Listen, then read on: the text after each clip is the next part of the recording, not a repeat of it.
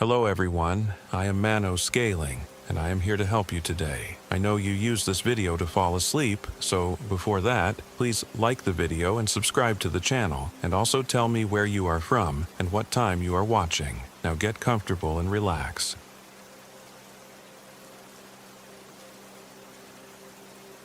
My name is Ben Harper. I'm 32 years old. This happened in October 2023. I'm writing it all down because the nightmares won't let me sleep, and I need someone, anyone, to know what truly took place along Sugar Creek in the Ozark Mountains of Missouri. No one I've told believes me, but I remember every detail as if it happened just last night. Even now, recalling it sends a crawling chill up my spine. Perhaps my story will help me make sense of what happened, but more than that, I hope it serves as a warning. I decided on a trip to Sugar Creek for two reasons: the quiet and the memories. My older brother, Steve, passed away 7 months ago. He and I had always talked about exploring Missouri's wilder regions, the hidden pockets of the Ozarks that tourists rarely see. With him gone, I felt an unshakable emptiness. I thought, in some foolish way, that walking the trails we planned to hike together might help me find closure. I'd never considered myself a survivalist or anything close. I just knew the basics of camping, enough to get by. Steve had been the expert, the one with the unstoppable spirit. But I told myself I'd be safe because I wasn't going alone. I had Buck, my loyal German shepherd, and I wasn't venturing entirely unprepared. I had maps, a phone, a backup GPS device, and enough supplies for a week. That's how I ended up driving my old pickup truck through winding country roads, passing small dusty towns and endless fields. Early October had begun coloring the trees a vibrant mix of gold and fiery red. The crisp air felt like a promise of new beginnings, or so I naively believed. After several hours, I reached a poorly maintained gravel road that led toward Sugar Creek Wilderness. A sign, nearly hidden behind tall weeds, read Sugar Creek. My heart thumped with a mix of anticipation and unease. I'd always heard the stories about this place. Locals spoke of it in hushed tones, warning that it had a history of unexplained vanishings and sightings of things no one could rationalize. But I chalked that up to backcountry folklore. Every remote spot has its ghost stories, right? I pulled into a clearing that served as a makeshift parking area for hikers and hunters. Next to a lone Jeep sat a middle-aged woman rummaging through a canvas bag. Her hair was streaked with gray, pulled back in a messy ponytail. She wore hiking boots that had obviously seen years of use, and a heavy jacket too warm for the crisp weather. She glanced up as I stepped out of my truck. I noticed a small plaque sewn onto her backpack strap that read Clara Thompson. I also noticed her measured, curious look. "Heading out alone?" she asked, nodding toward me as Buck hopped out of the passenger seat, tail wagging. "Yeah, just me and my dog," I replied.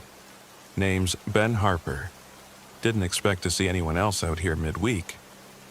She gave a soft smile, the corners of her eyes crinkling. "I'm a local historian, collecting data on the old homesteads that used to be around these parts." She patted the side of her bag. "Journals, old maps, that sort of thing. Most folks don't come here anymore." Her tone darkened slightly on that last sentence. Maybe it was a trick of the wind, but I felt a sliver of cold slide up my neck. "Why not?" I asked, loading my pack onto my shoulders. Clara looked off toward the trees, their canopies filtering the late afternoon light in a golden haze. "They say the land's cursed, that some old tragedy still lingers along Sugar Creek. People vanish, but I suspect you've heard the rumors." I shrugged. "Heard some vague stories about a ghost. Figured it was just local superstition." Her eyes met mine. "Yeah, well, sometimes local superstition holds more truth than you'd think.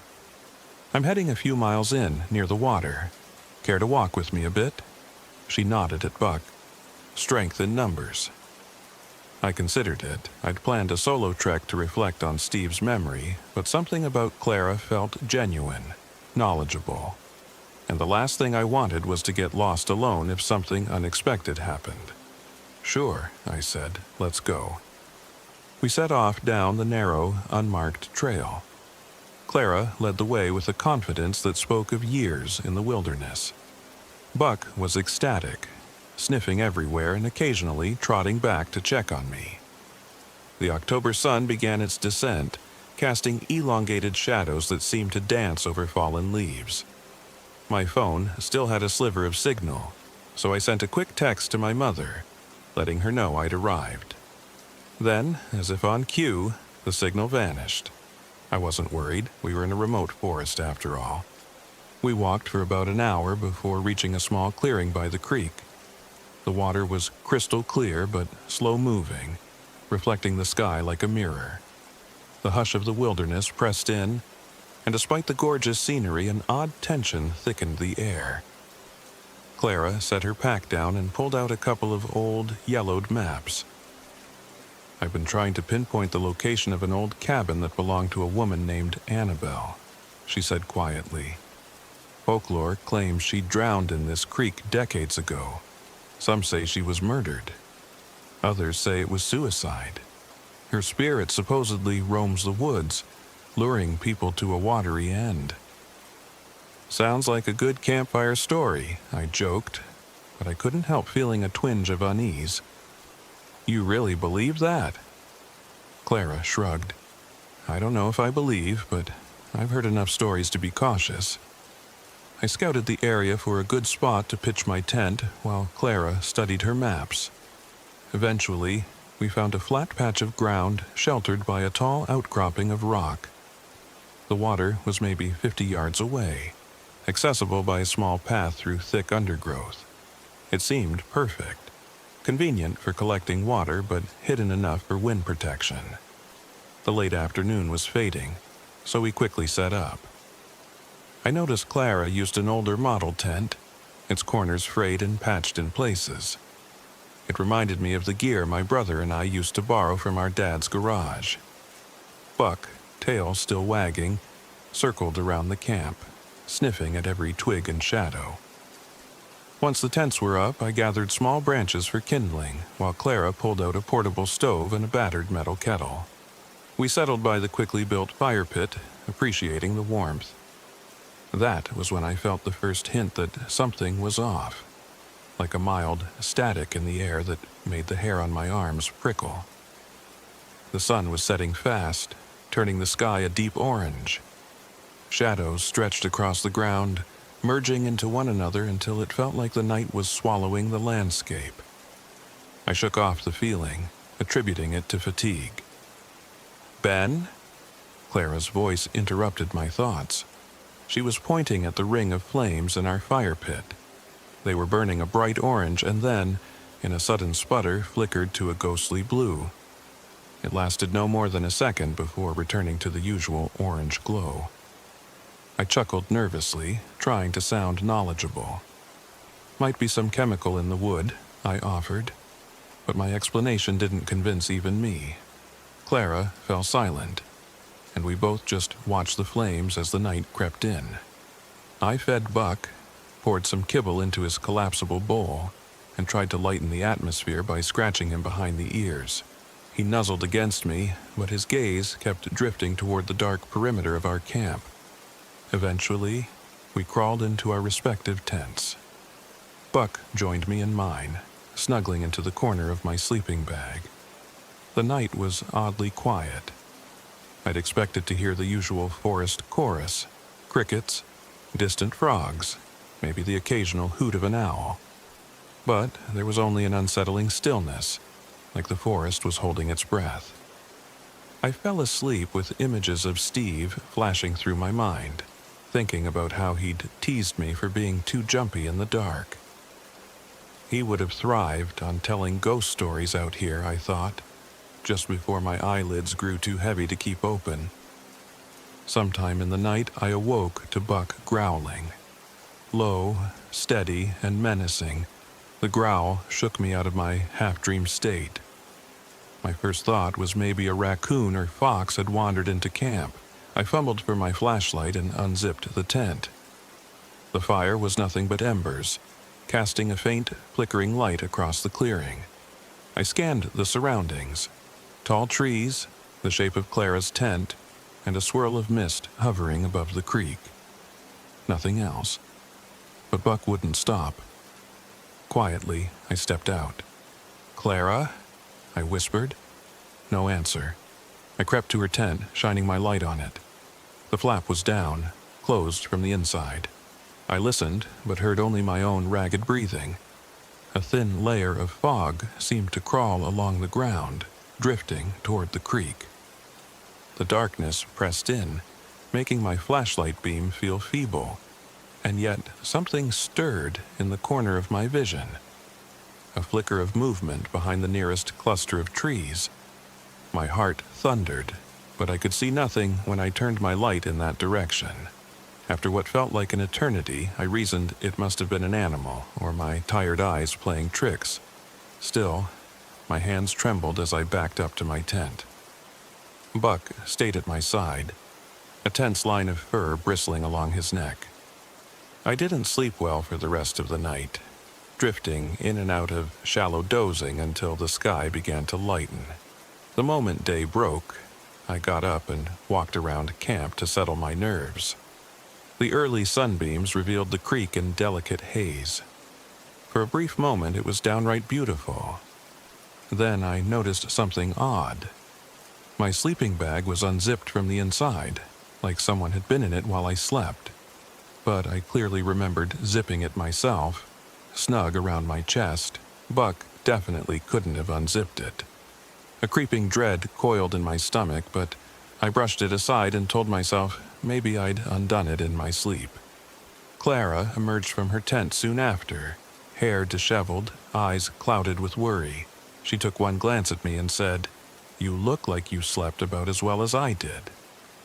"Something weird was out here last night," I said, forcing a half smile. "Could have sworn I saw movement near the trees." She nodded, as if she expected me to say that. "It's never just a normal night in these parts," she mumbled, more to herself than to me. Before I could press her further, she changed the subject. "Let's have coffee, then I need to check an area upstream."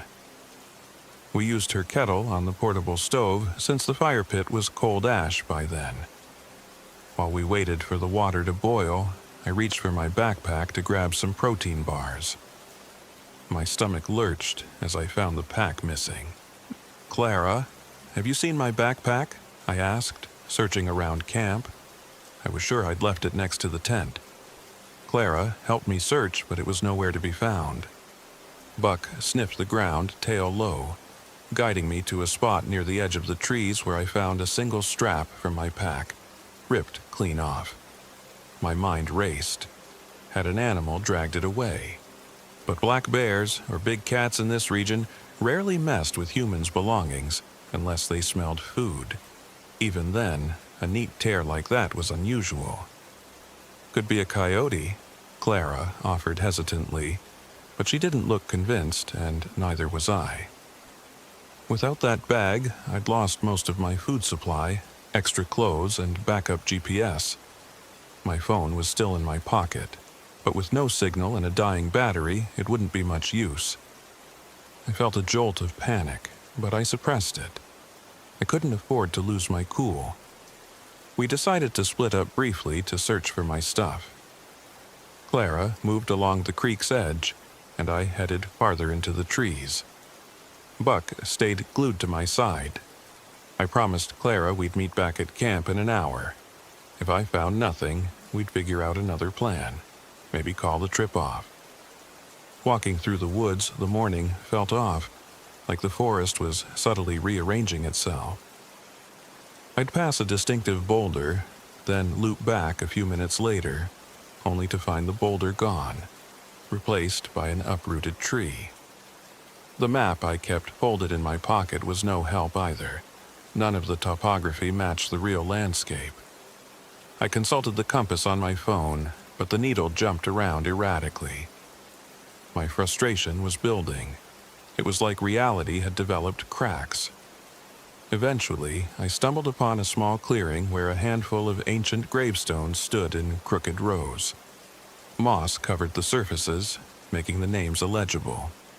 It didn't match anything I'd seen on the official park maps. Buck's ears flattened, and he let out a low whine. I searched around the gravestones, hoping to spot some clue of where my bag was taken. That's when I saw the first sign that something was terribly wrong. Near the largest headstone lay a piece of shredded fabric from my backpack. Next to it was a scattering of what looked like footprints. Bare footprints, with odd web-like patterns. Each print had 5 elongated toes, spaced too far apart to be human.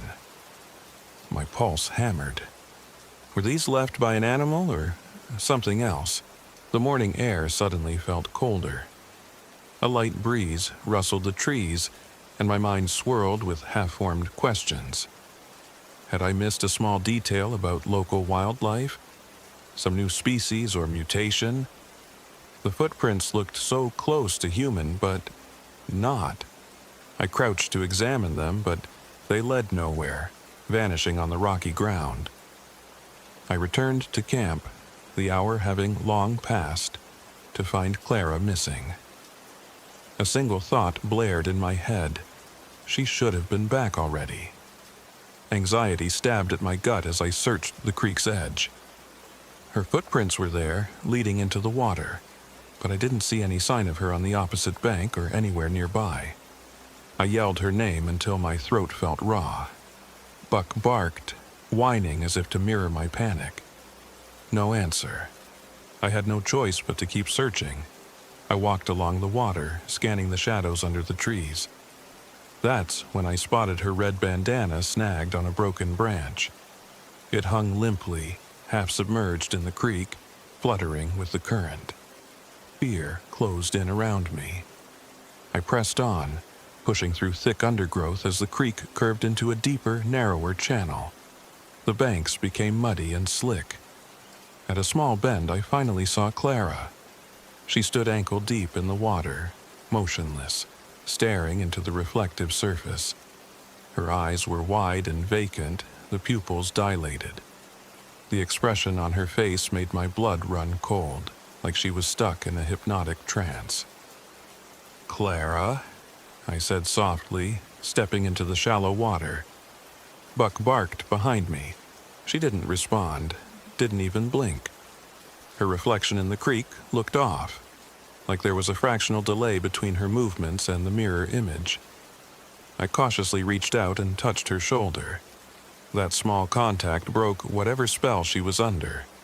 She gasped and stumbled back. "Ben!" Her voice trembled. What happened? I heard something call my name from the water and then... I can't remember." "It's okay," I said, though it was anything but. "Let's get you back to camp." She leaned on me as we made our way back, shivering despite the morning heat that had already begun to build. When we reached the tents, she sank to the ground, clutching her head as if fighting a splitting headache.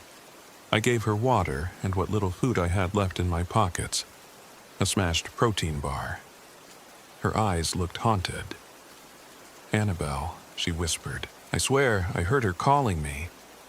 I didn't see anything in the water, but it felt like something was trying to pull me under." I didn't know how to respond. Logic told me people hallucinate or get disoriented, especially in a stressful environment. But logic also couldn't explain the missing backpack, the changing terrain, the footprints, and that moment last night with the ghostly blue flames. Clara insisted she was well enough to continue. She seemed embarrassed by what happened. Still, her body trembled, and she acted as if she'd been drained of her usual energy. I decided to gather more firewood while we discussed our next steps. The plan was to either find my backpack or abandon the trip and head back to civilization as soon as possible. I told Clara to stay put. Buck and I walked about 100 yards from the campsite, searching the ground for usable branches. Every few steps I stole a glance back to make sure she was still there. She was, until she wasn't. A gust of wind rustled the leaves, and I turned to toss some branches onto our makeshift pile.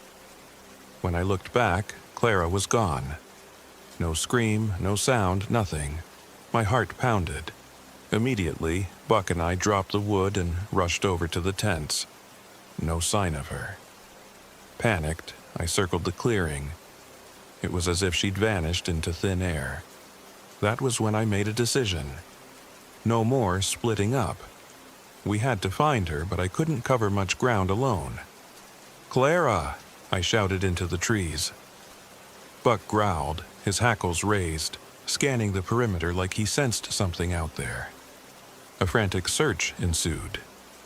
I checked near the creek, the rocky outcropping, and even the weird gravestones I'd stumbled upon earlier. Hours passed, or at least it felt that way. My phone's battery was nearly dead now, leaving me with only the faint hope that if I got close enough to an exit, maybe I could get a signal. The map was useless. The GPS glitched out. Everything about this place felt wrong, like the environment was shifting, refusing to let us go. At one point, in the thick of the trees, I caught a glimpse of Clara. She was standing with her back to me, about 30 feet away, behind a scraggly cluster of shrubs. I yelled her name, relief surging in me, but she didn't turn around. "Clara!" I shouted again, sprinting forward with Buck. She moved deeper into the forest, not running, just drifting away as if she were a sleepwalker. Twigs snapped underfoot as I raced to catch up, but no matter how fast I ran, she stayed the same distance ahead, weaving around the trunks effortlessly. My lungs burned, but I never closed the gap by even a few feet. Suddenly, she vanished behind a large oak. I skidded to a stop on damp leaves, panting, scanning left and right. Nothing. Pure silence again. My heart hammered like a war drum in my chest. Buck whimpered, sniffing the air, confused. We circled the oak. She was nowhere. It was impossible. That was the moment I realized we were dealing with something beyond normal explanation. The forest was complicit in it, complicit in her disappearance. Or maybe in its illusions. Eventually, we found our way back to camp, if you could call the random patch of trees we stumbled into camp. The tents were gone. My breath caught in my throat when I saw the clearing was empty. The ground was flattened where the tents had been. Bits of scorched earth from our fire pit, but no sign of the tents themselves or our gear. It was as though they'd been lifted out of this world.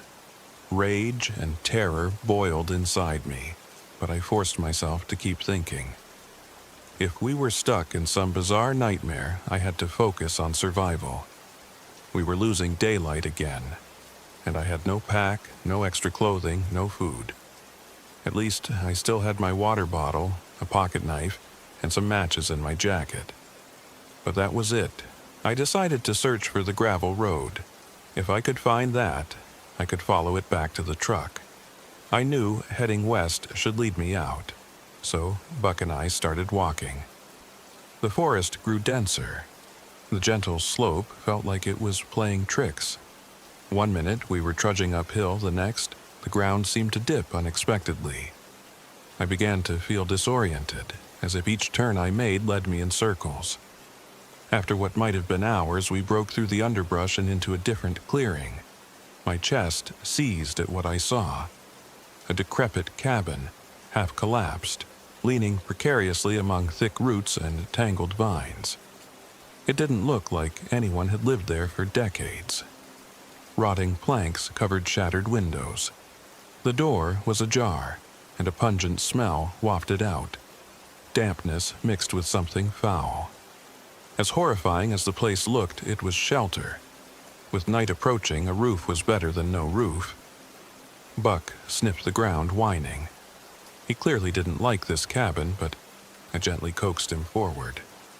My footsteps crunched over dead leaves as I approached the doorway, heart hammering. Something about the cabin's shape was strangely familiar. Then I remembered. Clara had mentioned searching for the old homestead of a woman named Annabelle. I reached the threshold, shining my flashlight inside. The interior was dim, the last of the sunlight barely illuminating the clutter of broken furniture. Half the roof was caved in, leaving a gaping hole open to the sky. A battered table lay on its side, and near the far wall stood a large stone fireplace, black with soot. It felt like stepping into another time, or a cursed memory. Buck refused to go past the doorway, so I cleared a small area near the fireplace, intending to build a small fire. My plan was to stay vigilant through the night, get some rest if possible, and then continue searching for a way out at first light. I felt around in my pockets, relief flooding me when I found my matches intact. I arranged some old scraps of wood and dried weeds. The flames sputtered to life, casting flickering shadows on the cabin walls. Something about the dancing shapes made me feel watched, though. The worn walls almost seemed to warp in the shifting light. Suddenly, a distant voice echoed through the forest, faint but unmistakable. "Ben! Ben, help!" It sounded like Clara. My heart lurched, and Buck stood, ears perked, letting out an urgent bark. I rushed outside, scanning the darkness with my flashlight. The voice echoed again from somewhere off to the right. "Ben!" It was definitely Clara. Or a perfect imitation. I started running, ignoring the dryness in my throat and the ache in my legs. Buck charged ahead of me, barking as if chasing the source. We must have run for 5 minutes, though it felt like an hour. The voice kept calling, always just out of reach. I realized with a sinking heart that I'd lost sight of the cabin. The forest was darker here, the moon hidden behind thick clouds. The voice abruptly stopped. Panting, I pivoted in a circle. My flashlight beam swept across twisted branches, gnarled roots, and shivering bushes. No Clara. Nothing but my own ragged breath. A cold sweat trickled down my forehead. Then, from behind me, a whisper. "Ben." I whipped around, shining the light.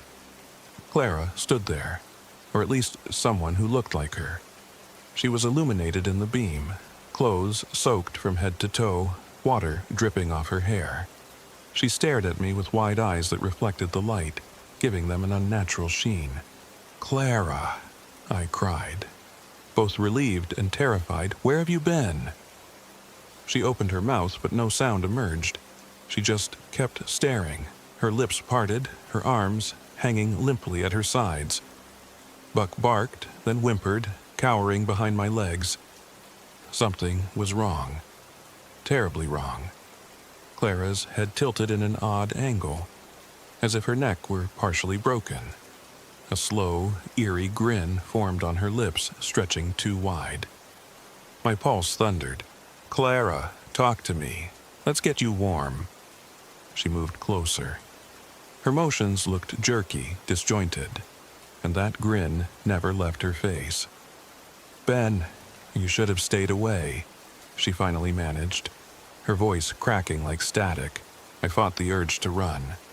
"Come on," I said, my voice trembling despite my efforts to sound calm. "Let's get back to the cabin. We can find you some dry clothes. I'll start a bigger fire." Clara nodded slowly, but that grin stayed plastered on her face, eyes blinking far too infrequently. I guided her back, flashlight bobbing in my shaky hand. Buck kept whining, refusing to get too close. When the cabin silhouette finally reappeared, I breathed a faint sigh of relief. But stepping back inside felt like walking into a tomb. The small fire I'd started was still crackling, throwing dancing shadows on the walls. Clara moved towards the flames mechanically, water dripping from her clothing and hair, forming dark puddles on the wooden floor. She turned suddenly and grabbed my wrist with surprising strength. "You belong here, Ben," she said in that stilted, halting tone. "It's what she wants." "Who's she?" I whispered, dread coiling in my stomach. My gaze darted to the water dripping from Clara's limbs. It looked darker than it should, almost black in the firelight, thick and viscous like sludge. Clara didn't answer. Instead, she pulled me closer, her grip painfully tight. Her lips parted again, but all I saw was a flicker of movement in her mouth, something shifting behind her teeth. Buck barked ferociously. That startled her enough that she let go, stepping back. Desperate, I tried to think of a way out. I didn't want to hurt Clara, but something told me she was no longer herself. I pried her fingers off my wrist. "Let's just sit. Talk," I said, stalling. She let out a dry, hollow laugh. "Talk? I'm done talking." She turned toward Buck, who was snarling, his ears pinned back, and lunged. Buck dodged out of her reach. I yelled for Clara to stop, but she only laughed again, sounding unhinged. In a flash, she grabbed a broken chair leg from the floor, wielding it like a club. I moved in to block her from swinging at Buck, and she bashed the makeshift weapon into my shoulder. Pain flared, and I stumbled backward. The next strike came at my head. I ducked. She was fast, too fast to be normal. I reached into my jacket pocket, clutching the small pocket knife I'd forgotten was there. Adrenaline pumped through my veins. It felt like life or death. She swung the chair leg again, and I dodged, jamming the knife toward her arm to disarm her. The blade sank into her forearm, but instead of screaming, she hissed, her grin warping into a snarl. Blood trickled from the wound, but it looked dark, almost black in the flickering firelight. She swung wildly again, the chair leg whistling through the air. I raised my arm, bracing for impact, but Buck launched himself at her, tackling her sideways. They rolled in a flurry of movement. Fear twisted in my gut as I imagined Buck getting hurt, but Clara was on the ground, pinned momentarily. She screeched like an animal, twisting to break free.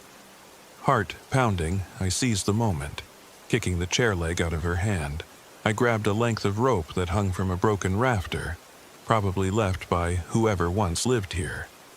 Working fast, I pinned her arms and managed to tie her wrists together, ignoring her thrashing and bucking. When it was done, I scrambled back, panting. Buck stood near me, hackles raised, lips curled in a snarl. Clara lay there, rope binding her wrists, grinning at me through ragged breaths. "She's coming," she gasped. "You're hers now." I fell back against the fireplace, chest heaving. Had the ghost of Annabelle somehow possessed Clara? Every hair on my body stood on end just thinking about it. Something was happening here, something beyond logic. My breath caught in my throat as I thought about leaving her tied up. It felt wrong, but she'd just tried to kill me, and Buck. "Clara," I said, trying to keep my voice steady. "If you can hear me in there, I'll find a way to help you." She only gave me another toothy grin. Time blurred. The flickering fire cast everything in surreal shadows. I heard the drip of water from Clara's clothes hitting the floor, the crackle of flames, and my own ragged breathing. Every few minutes, Clara would strain against the rope, giggling or whispering nonsense. The demon in her voice sounded older, more vicious than the Clara I'd known. My thoughts drifted to the footprints by the gravestones, the missing backpack, the flickering blue fire, the whispering voice from the creek. None of it made sense, yet all of it was connected. Finally, the flames began to die down. I needed more wood, but stepping outside felt like stepping into the jaws of a nightmare. However, I couldn't let the fire go out. In the end, I cautiously moved to the cabin's collapsed side, searching for broken beams or rotted planks I could burn. Buck followed, keeping a wary eye on Clara, who was still lying near the fireplace, rolling her head side to side and muttering. I dragged what wood I could find, then fed it into the dwindling fire. Sparks leapt up, and the flames licked higher, warming the room a bit and illuminating Clara's twisted shape on the floor. That's when the next impossible event happened. The cabin door slammed shut of its own accord, as though wrenched by an invisible hand. Buck yelped, jumping at the sudden noise. My flashlight flickered, then died, as if the cabin had swallowed its power. The only light now came from the fire. Clara's voice grew louder, chanting something I couldn't understand. The rope around her wrists strained, the knots looking like they might snap at any moment. I grabbed the broken chair leg, holding it in front of me like a weapon. My throat felt dry, the air turned colder, and a sense of dread thickened around us, making it hard to breathe. Clara abruptly stopped chanting. Her eyes rolled back and she convulsed once, twice, then fell still. The grin vanished. I hurried over, pressing my fingers to her neck. Her pulse fluttered, erratic, but alive. Suddenly, her eyes opened, and they looked normal. The tension in her body eased. She gave a weak cough, blinking at me with confusion. "Ben?" Her voice was her own again, shaky and scared. "What's happening?" I hesitated, unsure if this was a trick, but her face shone with genuine terror. I pulled out the knife, trembling, and cut the rope from her wrists. She immediately slumped into me, sobbing. The blackish fluid from her arm wound had returned to a more normal red color. Buck approached cautiously, sniffing her face. She mumbled incoherently, something about Annabelle and the water. She looked up at me, tears lining her cheeks. "I'm so sorry," she whispered, hugging herself as if freezing. I couldn't stop it. She was controlling me, making me see things. I tried to fight. A swirl of relief and fear filled me. "We have to get out of this place," I said, helping her stand. "Now!" She nodded, wincing from the pain of her injured arm. The fire still crackled, but I doubted it would keep whatever haunted these woods at bay. We leaned on each other for support, planning to leave the cabin immediately. But when we reached the door, it refused to budge. I shoved my shoulder against it, kicked at it, but it felt barricaded from the outside. She pounded on the door, tears welling in her eyes again. "Let us out!" she screamed, her voice echoing in the darkness. Only silence answered. The thick cabin walls stifled every sound, as though we were trapped in a coffin. "Maybe there's another exit," I said, though the sense of despair weighed heavily on me. We turned to the hole in the roof. It was large, but at least 12 feet above us. If we could stack some furniture, maybe we could climb out. We dragged the broken table and what remained of a dresser under the hole. The entire time, the sense of wrongness in the air grew heavier, like a storm about to break. The furniture wobbled precariously. Clara and I locked eyes, each silently acknowledging the absurdity of our plan, but it was the only chance we had. I climbed up first, bracing myself against the jagged edges of broken rafters. My head emerged through the gap into the cold night air. The sky was moonless, black as ink. I couldn't see more than a few feet. Still, I felt a surge of hope. I pulled myself up, ignoring the splinters digging into my palms. Suddenly, a hand, icy and wet, wrapped around my ankle, yanking me back. I lost my balance, dropping into the cabin. Clara let out a scream, jumping away as I crashed onto the floor. I twisted painfully, stifling a cry as my side slammed against a chunk of debris. Buck barked furiously, and for a split second I saw it. A pale, half-decayed face peering down from the hole, eyes glowing faintly in the firelight. Long, black hair clung to sallow, waterlogged skin. Then it was gone. That was Annabelle, Clara whispered, voice trembling with raw terror. "She won't let us leave." I rose unsteadily, my ribs aching.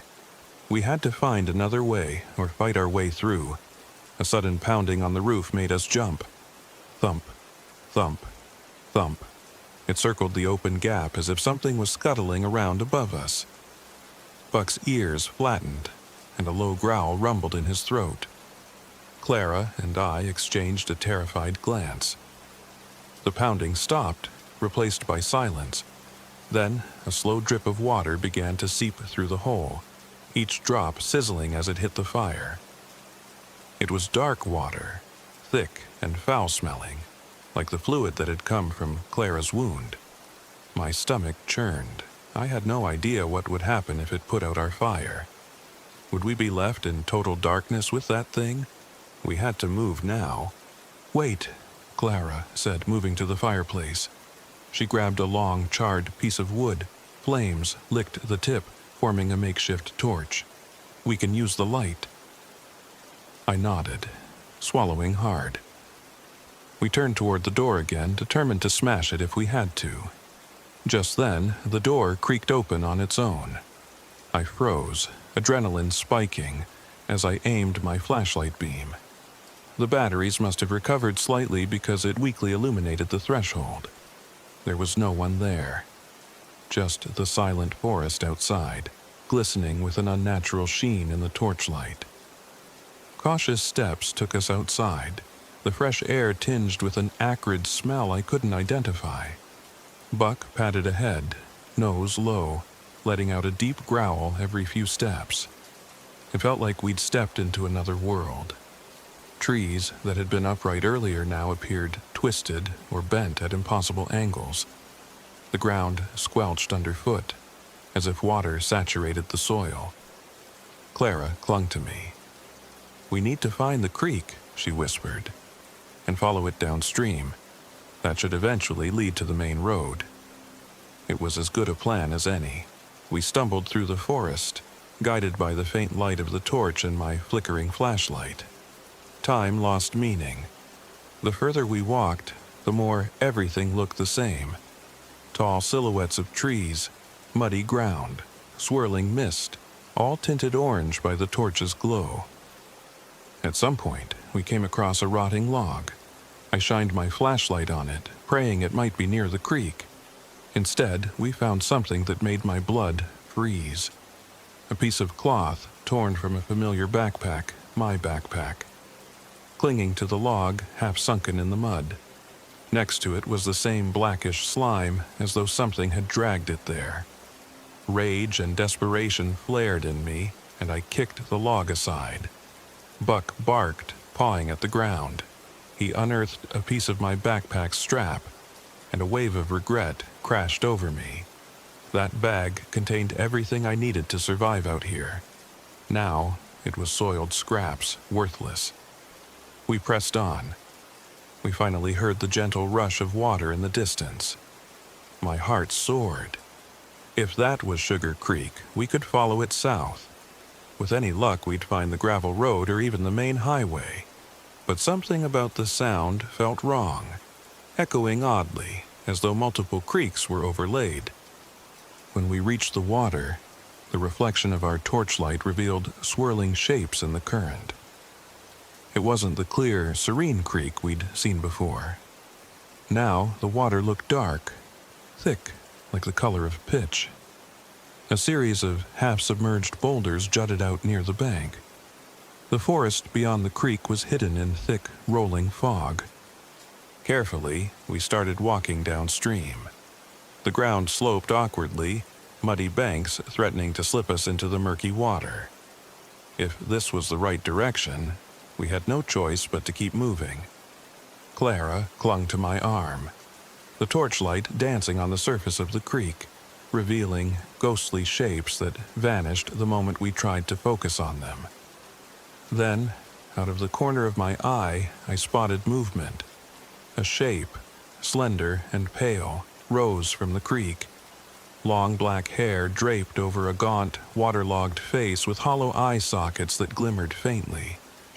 It, looked at us with an otherworldly hunger. The air around me dropped in temperature so suddenly that I gasped, seeing puffs of my breath in front of me. "Annabelle," Clara whimpered, her grip crushing my arm. We began to back away, but our feet sank into the mud. Each step felt heavier, as if the ground was trying to pull us in. The figure drifted closer, the water rippling around her waist. My heart pounded in my ears and every instinct screamed to run. We turned, intending to bolt into the trees, but the mud held us. I pulled Clara free, nearly stumbling as I did so. Buck was barking uncontrollably. Annabelle glided onto the bank without a single step, her body never quite moving in a natural way. Each slight tilt of her head or shift of her torso seemed fragmented, like a series of images rather than continuous motion. When she was close enough that I could see the water dripping from her ragged dress, I raised the flashlight and shining it directly in her face. For a moment, she recoiled, emitting a shrill, inhuman hiss.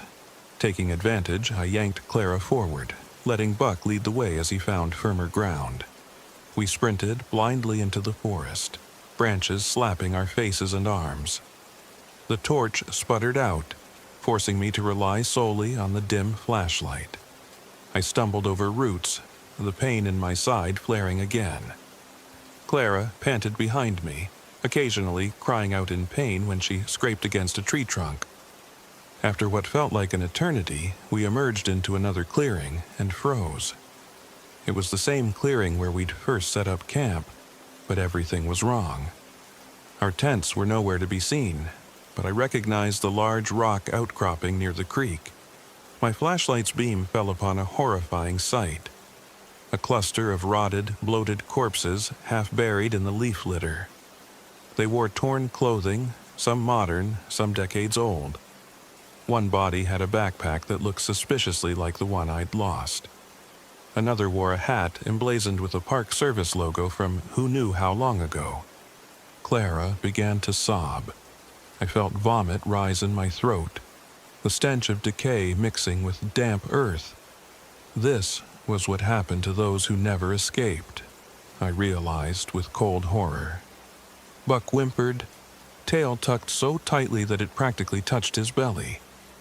Then something else caught my eye near the edge of the clearing. A shape slumped against a tree. When I approached, my breath caught in my lungs. It was me, or someone wearing my exact clothes, with a face almost identical to my own. The figure was dead, staring blankly at the sky, a look of abject terror frozen on his features.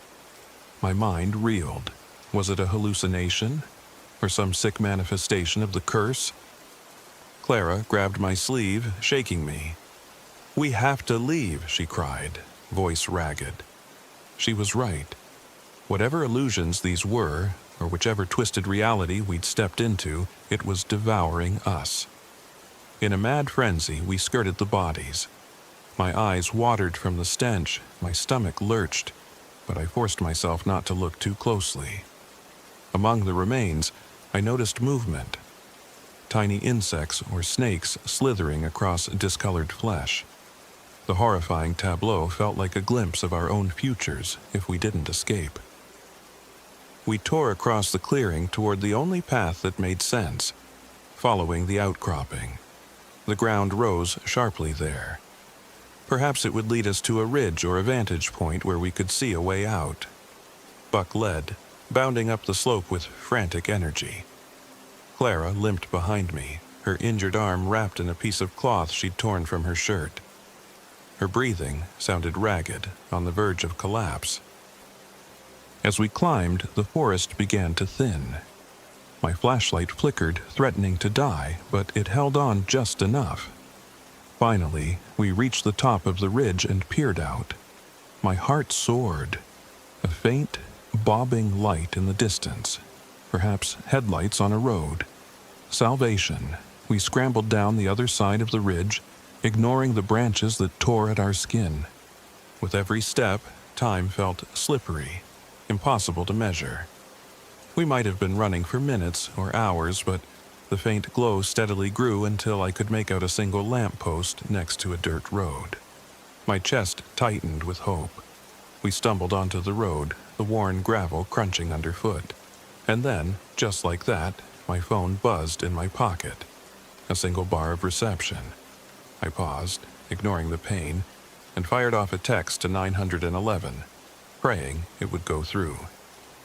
Moments later, the bar vanished, but I saw the message sent line. Relief threatened to make me collapse. Clara clung to me, tears carving clean tracks down her mud-streaked face. Even Buck's frantic panting slowed. We followed the dirt road until it merged with the battered gravel road I recognized from when I drove in. My truck was still there, standing like a lonely beacon in the pale moonlight. We sprinted the last stretch. I fumbled for my keys, hand shaking so violently it took me 3 tries to fit them in the ignition. The engine roared to life, the headlights slicing through the darkness. I half expected something to leap in front of us, but nothing did. I turned the truck around, the tires skidding on the loose gravel as I stomped the gas. Clara curled up in the passenger seat, hugging Buck to her, as though afraid if she let go, we'd be lost again. The forest receded in the rearview mirror, a black mass of twisted silhouettes. My mind raced with images of Annabelle's waterlogged face, the rotting corpses, the illusions of time. None of it felt real. Yet the pain in my side, the cuts on my arms, and the battered state of Clara's body all screamed. It was horrifyingly real. We drove until we reached a small town about 15 miles out. It was just past midnight. We found the local sheriff's office, though it was closed. I pounded on the door until I roused a sleepy deputy. He took one look at our ragged appearances and called an ambulance. We were treated at a small clinic for shock, lacerations, and dehydration. Clara told them what happened in broken, disjointed phrases, but we both knew no one believed the supernatural parts. The official record states we got lost, panicked, and suffered severe delusions from exhaustion or exposure. They claim we confused normal wilderness hazards for something else. They even suggested that Clara might have attacked me in a delirium. They tried to rationalize everything, as people do with nightmares they've never witnessed themselves. Still, my text to 911 was logged, and the authorities had to file some sort of report.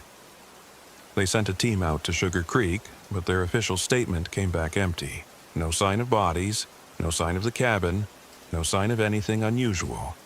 They wrote the whole thing off as the confusion of traumatized hikers. We were dismissed with sympathetic smiles and a request not to venture out alone again. I wish I could tell you that was the end, that we recovered, parted ways, and never looked back. But sometimes I catch Clara staring blankly at a pool of water, or I'll find her outside in the rain, listening. She's never said it aloud, but I can see it in her eyes. She still hears Annabelle's voice. As for me, I dream of that twisted reflection in the water, her face rising to greet me in the dark. My dog, Buck, remains skittish around creeks and rivers, things he never feared before. He'll whimper at even the faintest sound of running water, pressing himself against my leg. Every so often, I think about returning to that place, about finishing the job, putting Annabelle's spirit to rest somehow. But then, late at night, I recall the half-decayed figure with my own face in that clearing, the ghostly blue flames in our campfire, and the grin that stretched too wide across Clara's possessed face. I recall how time bent, how the forest seemed alive, how something ancient and hungry wanted us trapped forever. Each time, those memories remind me of one brutal truth. Some curses aren't meant to be broken. So, that's my story, believe it or don't. But if you ever find yourself near Sugar Creek, remember my warning. The land there has a memory, and sometimes it reaches out with cold, wet hands to pull you under. Be it ghost, curse, or madness, I can't say for sure. What I do know is this. We got out, but a part of me is still in those woods, and I fear that someday the creek will call me back. Because when I close my eyes at night, I still hear the hush of water and the distant echo of a voice that doesn't belong to the living. I can only pray it never finds me again.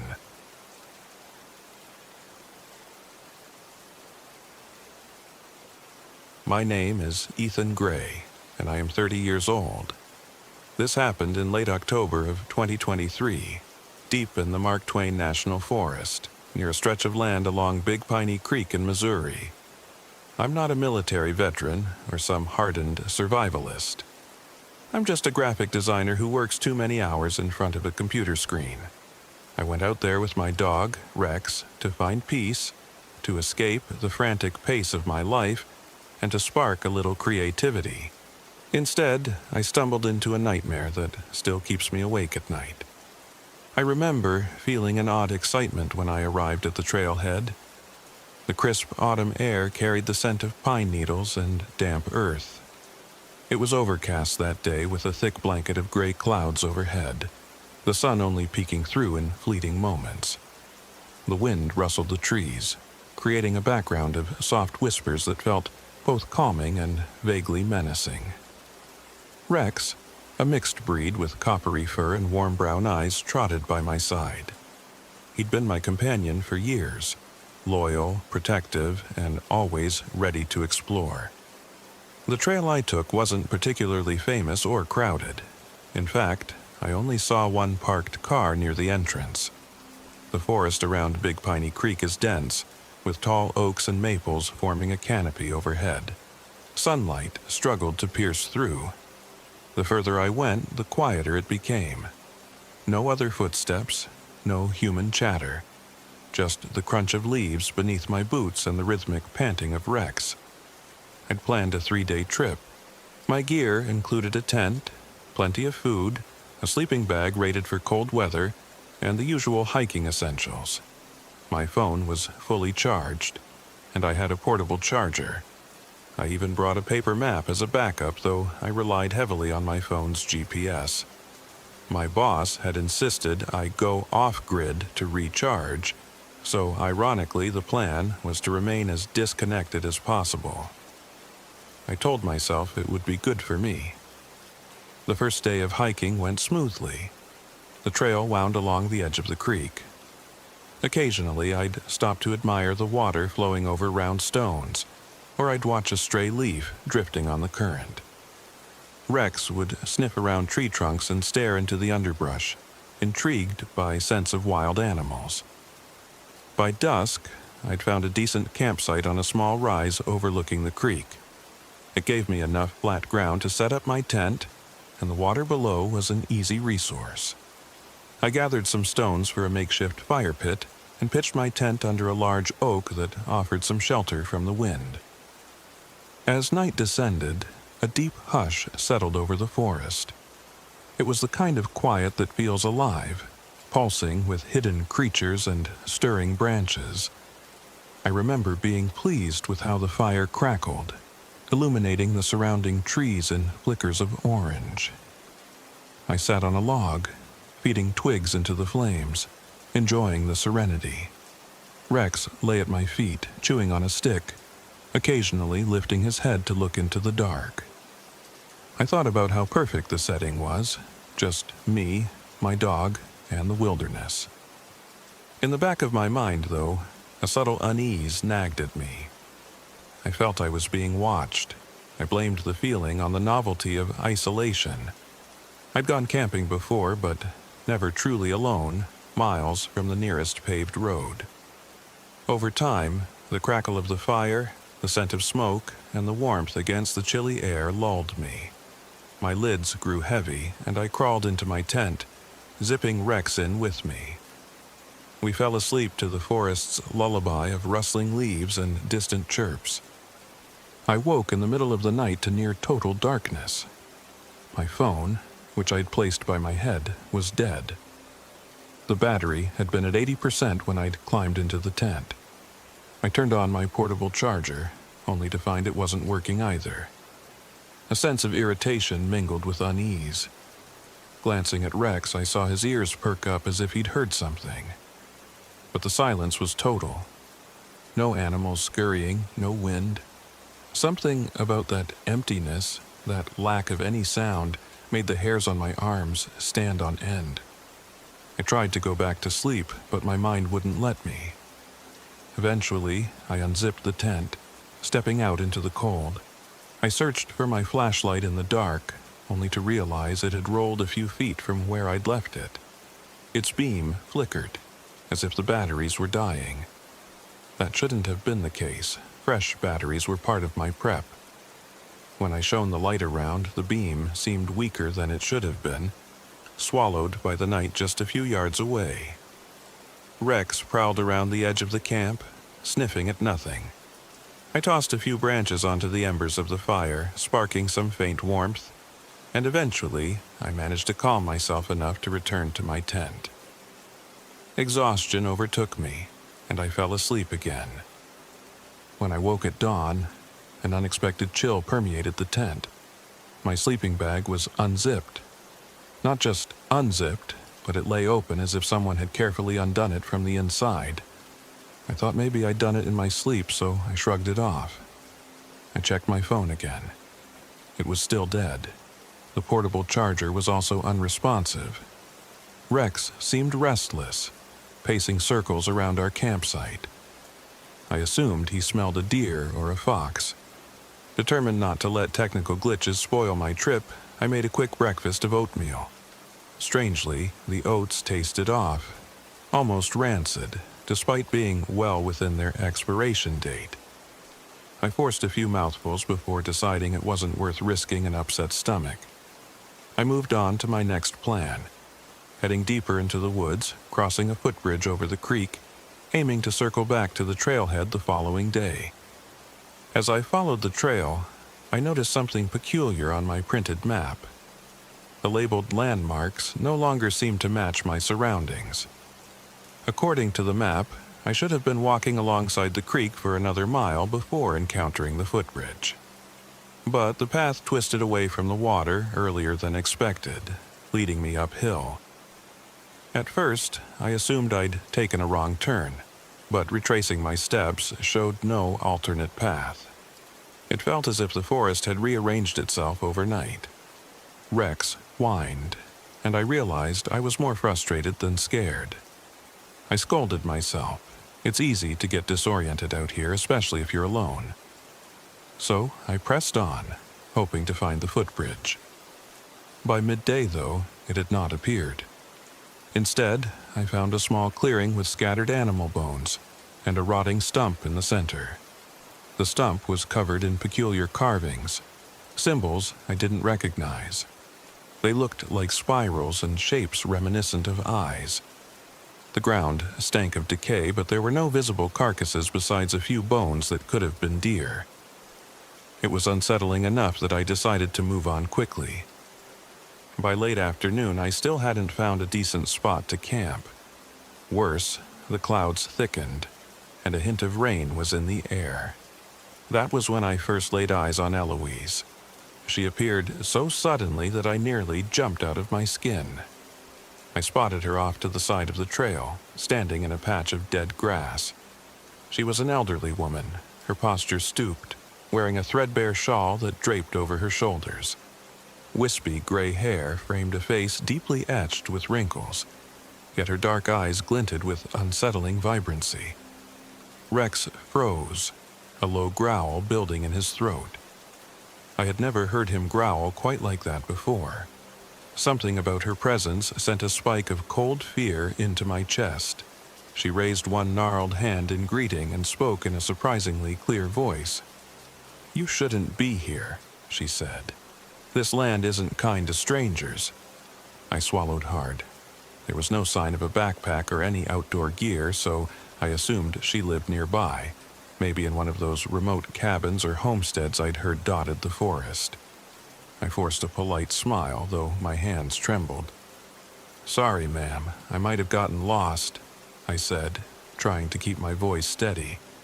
"I was looking for the footbridge across Big Piney Creek, but the trail doesn't seem to match my map." Her eyes flicked to the paper map in my hand. Then she let out a raspy chuckle. "The land shifts when it wants. Best turn back while you can." I thanked her for the advice, but she simply stared at me with that unreadable expression. Without another word, she turned and walked away, disappearing behind a stand of dark pines. When I reached the spot where she'd stood, the grass was flattened, but there were no footprints, no sign of her direction. Rex sniffed the ground anxiously, whining. A chill gripped me, but I told myself it was just an odd encounter. Still, I felt an undercurrent of dread I couldn't shake. Nightfall came faster than I expected. The sky was a bruise of purple and gray, and I had to find a place to camp. I chose a patch of relatively level ground near a rocky outcrop. Setting up the tent in the fading light was tedious, and Rex seemed on edge, pacing and barking into the darkness. My nerves were raw by the time I finally managed to build a small fire. But something was wrong. The flames flickered a pale blue instead of the usual orange. I'd never seen that happen before. No chemicals or strange substances were in my kindling. The smoke smelled different too, acrid, almost sweet. Alarmed, I prodded the logs, hoping it was a trick of the fading light. Suddenly, the fire died completely, leaving not even a glow of embers. It was as if it had been snuffed out by an invisible hand. I scrambled in the dark, trying to rekindle it, cursing when my lighter sputtered. When it finally sparked back to life, the flames flared green this time. A nauseating wave of heat hit me. Rex barked wildly, and I had to calm him, but inside I was shaken. Nothing made sense. I didn't eat much that night. My appetite was gone. Exhaustion took over, and I crawled into my tent. Rex curled against my legs, his body trembling with tension. My last thought before drifting off was that I should head back first thing in the morning, footbridge or not. The nightmares came in waves, half-remembered images of twisting trees and that old woman's face looming over me. I dreamt of her chanting in a strange language, her hands weaving patterns in the air, and the forest shifting around her. In the dream, I heard the sound of bones snapping underfoot. I woke with a gasp, covered in cold sweat, only to find it was still pitch black. My watch read 2:14 a.m., but the time felt meaningless. That was when I noticed Rex was gone. The flap of the tent was open, despite my having zipped it up. Panicked, I rushed outside with my flashlight. A soft drizzle had started, and the wind carried a keening whisper through the trees. I called Rex's name over and over, but the darkness swallowed my voice. I tried to keep calm, reminding myself that dogs sometimes wander. Still, dread crept up my spine like icy fingers. I stumbled through the undergrowth, scanning with my flashlight for any trace of him. 15 minutes felt like hours as I circled back to camp, heart pounding. I was about to set out again in a different direction when I saw a shape on the edge of the firelight. Rex stood there, silent and motionless. Relief surged through me until I got a good look at him. His body was stiff, and his eyes appeared glassy in the dim light. He looked at me like he didn't recognize me at all. "Rex?" I whispered, stepping closer. He tilted his head slowly, the movement mechanical. A shiver rippled down my arms. Something was off. His lips curled back, revealing his teeth, but it wasn't a snarl. It was more like a forced, eerie smile. His tail was stiff, not wagging. I tried to approach him, hands outstretched, murmuring his name to soothe him. Without warning, he let out a sharp bark and lunged at me, snapping just inches from my arm. I shouted, stumbling back. I'd had Rex since he was a puppy, and he had never once tried to bite me. Adrenaline surged as I realized I didn't recognize the expression on his face, if you could call it an expression. It was like looking at a dog wearing the mask of my dog. My flashlight flickered, and in that unstable light, his eyes seemed to reflect not just the beam, but an internal glow. Something about it was deeply unnatural. Rex backed away, then turned and padded off into the trees. The darkness swallowed him again. I called after him, my voice cracking, but it felt hopeless. I spent a sleepless hour searching, eventually returning to the tent, shaking with fear, tears burning in my eyes. Was he sick? Hurt? Or worse, was there something else at play? The memory of that old woman, Eloise, flashed in my mind. The land shifts when it wants. Best turn back while you can. Regret burned within me. I should have listened. Morning light brought no comfort. I found Rex lying near the extinguished fire pit, staring vacantly at the ashes. He didn't seem to acknowledge me at all. Every time I tried to pet him, he pulled away and bared his teeth, though in a strangely emotionless way. My gear was also in disarray. My sleeping bag was once again unzipped from the inside, and some of my food had spoiled overnight, moldy spots covering sealed packages. Strangest of all was the fact that the sun was higher than I expected. My watch read 8:05 a.m., but judging by the light, it looked more like midday. Time was slipping, and I couldn't account for it. Desperate to leave, I packed up quickly, pushing my equipment into my backpack, discarding the spoiled food. When I tried to take down the tent, I noticed odd symbols scrawled on the inside, almost invisible unless the angle of light was just right. They looked like the carvings I'd seen on the stump, spirals and twisted geometric shapes. My hands trembled, and I quickly tore the tent down, stuffing the cloth away to avoid looking at them further. And I started retracing my steps toward the trailhead, hoping I could rely on memory. A sense of urgency gnawed at me. Rex followed at a distance, never letting me get too close. My mind was a blur of worry for him and terror for the larger situation. As I continued, every turn felt wrong. The environment seemed to conspire against me. Trails looped back to unfamiliar clearings, and the creek was nowhere to be found. More unsettling, the forest seemed darker than it should have been for that time of day. It felt as though the trees were slowly closing in.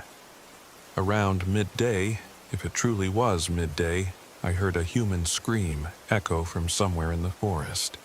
It was a scream of sheer terror. My heart drummed in my ears. Torn between fear and the impulse to help, I broke into a run, crashing through the underbrush in the direction of the sound. Rex kept his distance, but followed, head low. After sprinting for what felt like ages, I emerged into a small clearing. In the center stood a woman in her 20s, her hair disheveled, her face etched with horror. Her name was Amanda, she managed to choke out, before collapsing into my arms. Her clothes were drenched, her body shaking uncontrollably. She whispered incoherently about her boyfriend, Daniel, who was supposedly with her on a camping trip. She kept saying, "He's gone. Oh God, he's gone." I tried to calm her, urging her to tell me what happened, but she was nearly hysterical. Slowly, her words formed a fractured explanation. They'd been camping not too far from here when they started hearing strange noises at night. Daniel left their tent to investigate and returned wrong. According to her, he was smiling too widely, blinking too little, forgetting their shared memories. Then, this morning, she found him kneeling by the creek.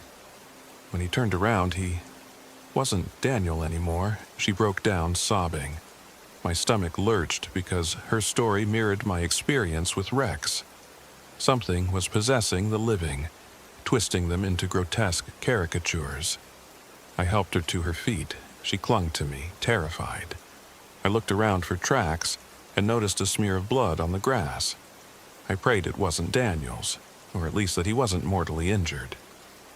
Before we could decide on a direction, Amanda let out a shriek, pointing behind me.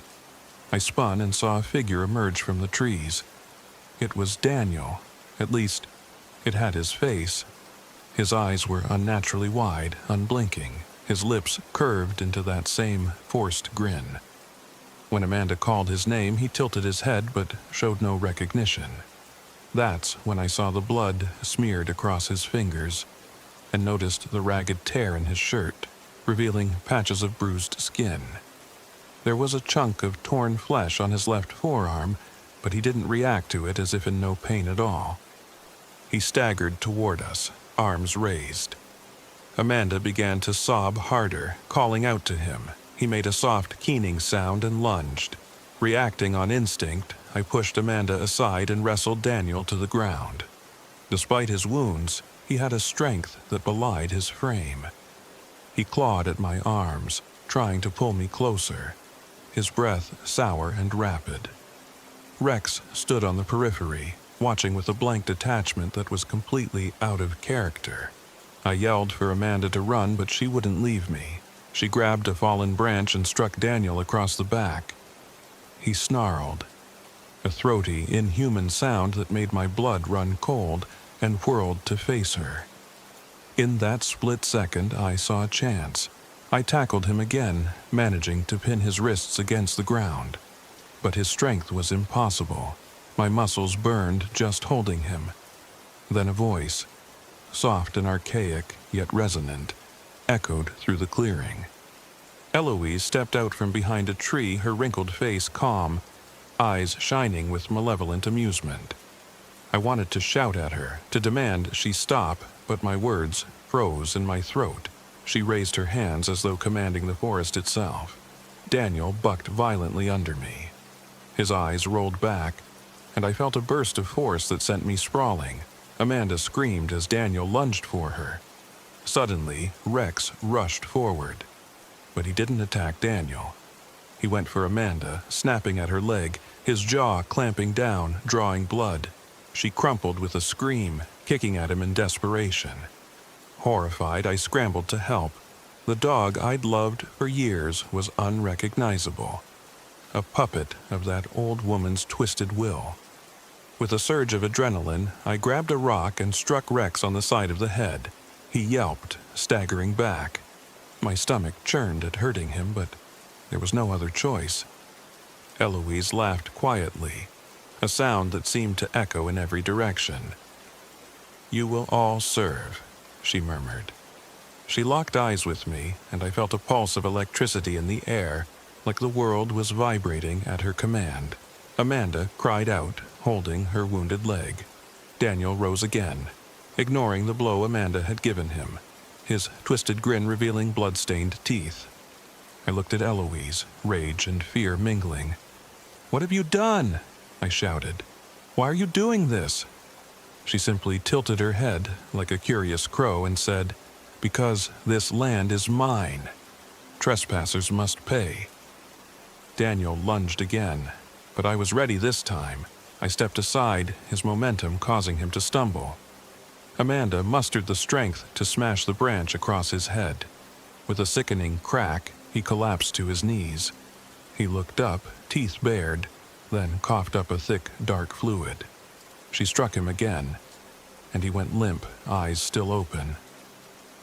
I didn't know if he was dead or merely unconscious. The sight was horrific. His face frozen in that macabre smile. Amanda was hyperventilating, her entire body trembling. Blood trickled from the bite wound on her leg. "We have to leave," she gasped, tears streaking her dirt-smeared cheeks. I nodded, my mind spinning. Eloise was still there, but she seemed content to watch us writhe in terror like a cat playing with a cornered mouse. I turned to see Rex approaching Amanda again, jaws parted. My heart broke in that moment. I knew I couldn't let him hurt her, and I couldn't let him suffer in this twisted state. I'd never held so much anger and despair at once. As he leapt, I swung the rock with every ounce of force in me. The impact connected with Rex's skull. He let out a pained yelp and collapsed, twitching. Tears blurred my vision as I dropped to my knees. He convulsed, then lay still, eyes half open. I'll never forget the sight of my best friend lying there, killed by my own hand. Eloise's laughter mocked my grief. Amanda was sobbing uncontrollably, struggling to stand. I knew we had to escape, though my soul felt shattered.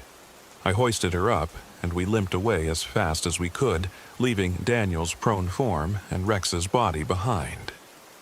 Eloise did not pursue, though I heard her chanting in a language I didn't understand. The forest felt alive with her voice. Branches creaked and the wind howled, but somehow we put distance between us. For the next hour we stumbled through the trees, directionless and panicked. Amanda's leg bled heavily, and I worried about infection. She had a haunted look in her eyes, repeating in a whisper, "He wasn't Daniel anymore." I tried to console her, but words felt hollow. My own grief clawed at my insides. The sun sat low in the sky, or so it appeared. Yet, when I checked my watch, it claimed it was still morning. Time made no sense. We eventually found a small stream.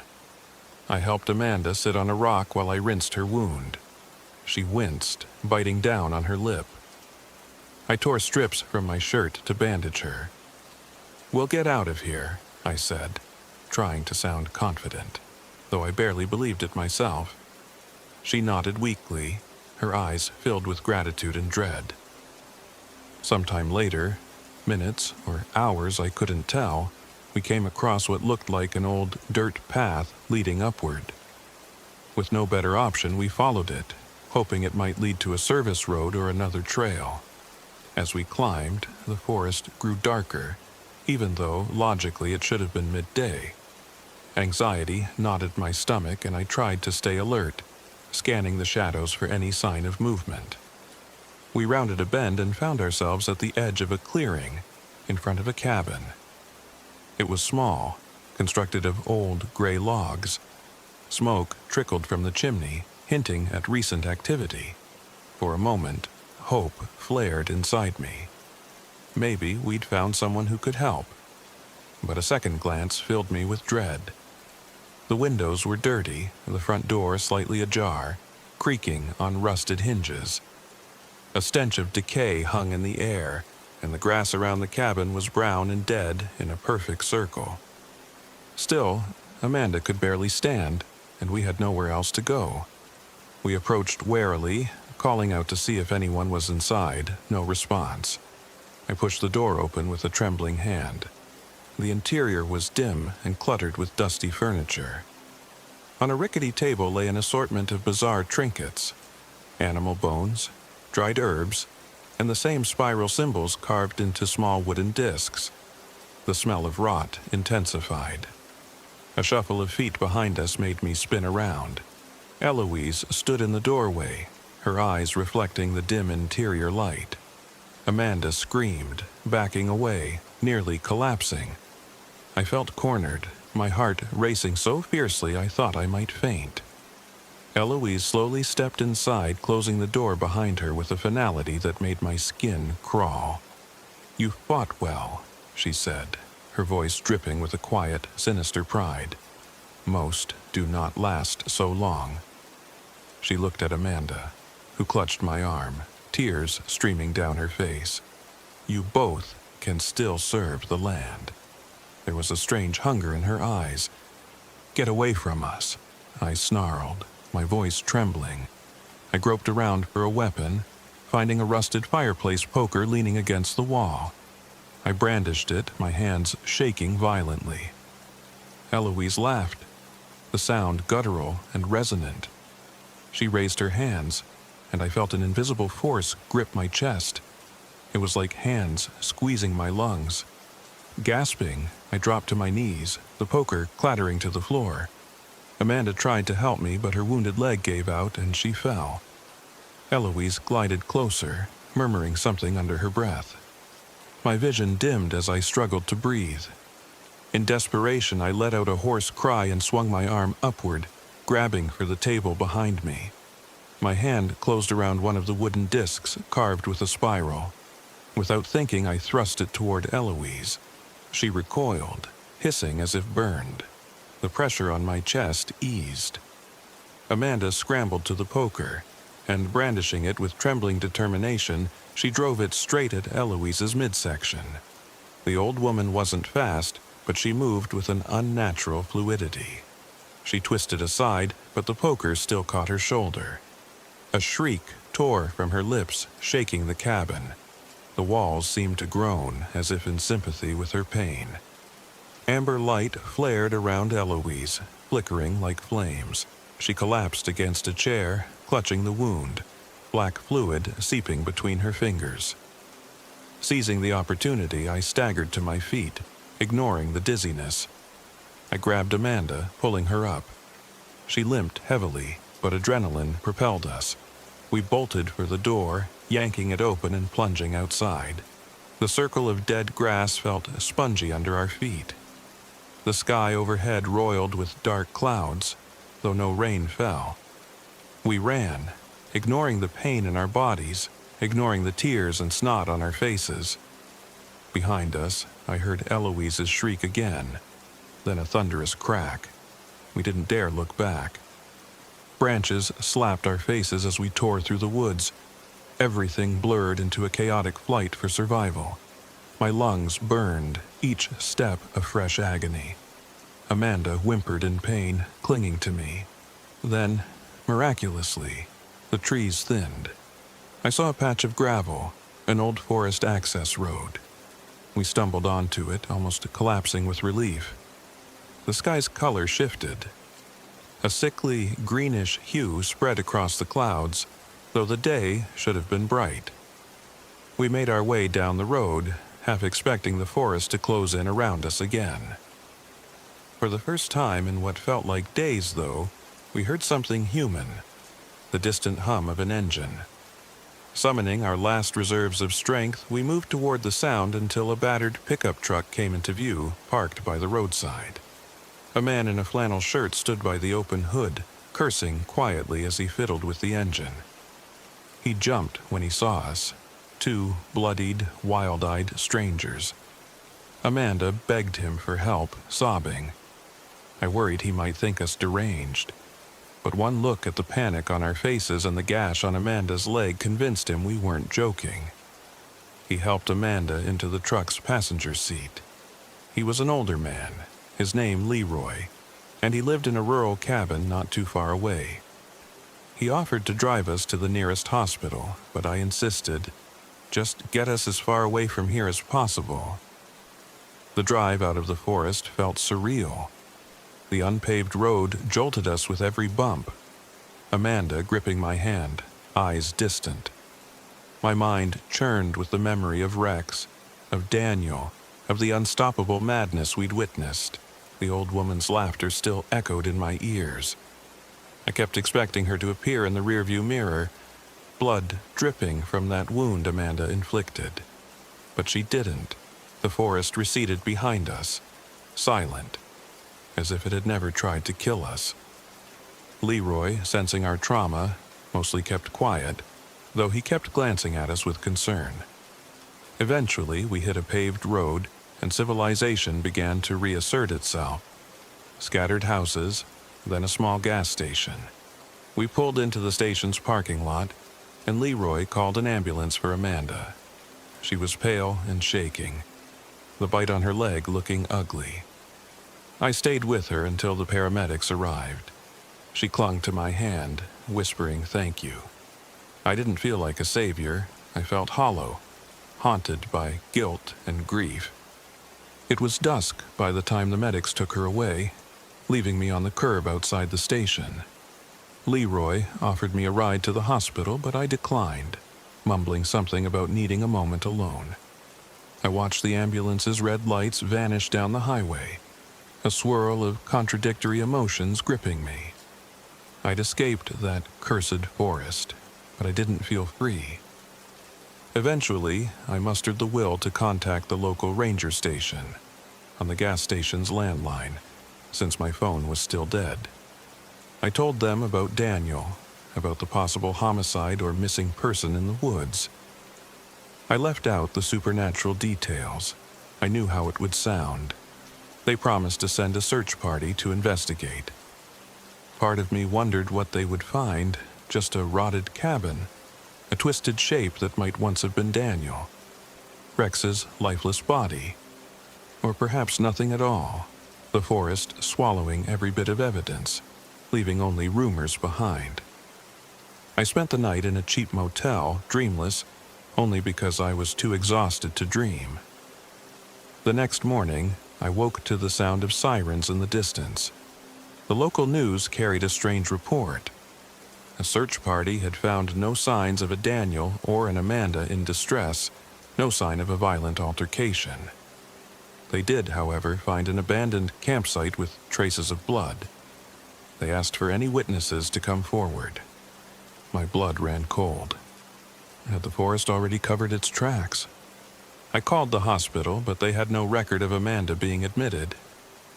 The paramedics who had taken her seemed to vanish, or at least that's what the receptionist told me.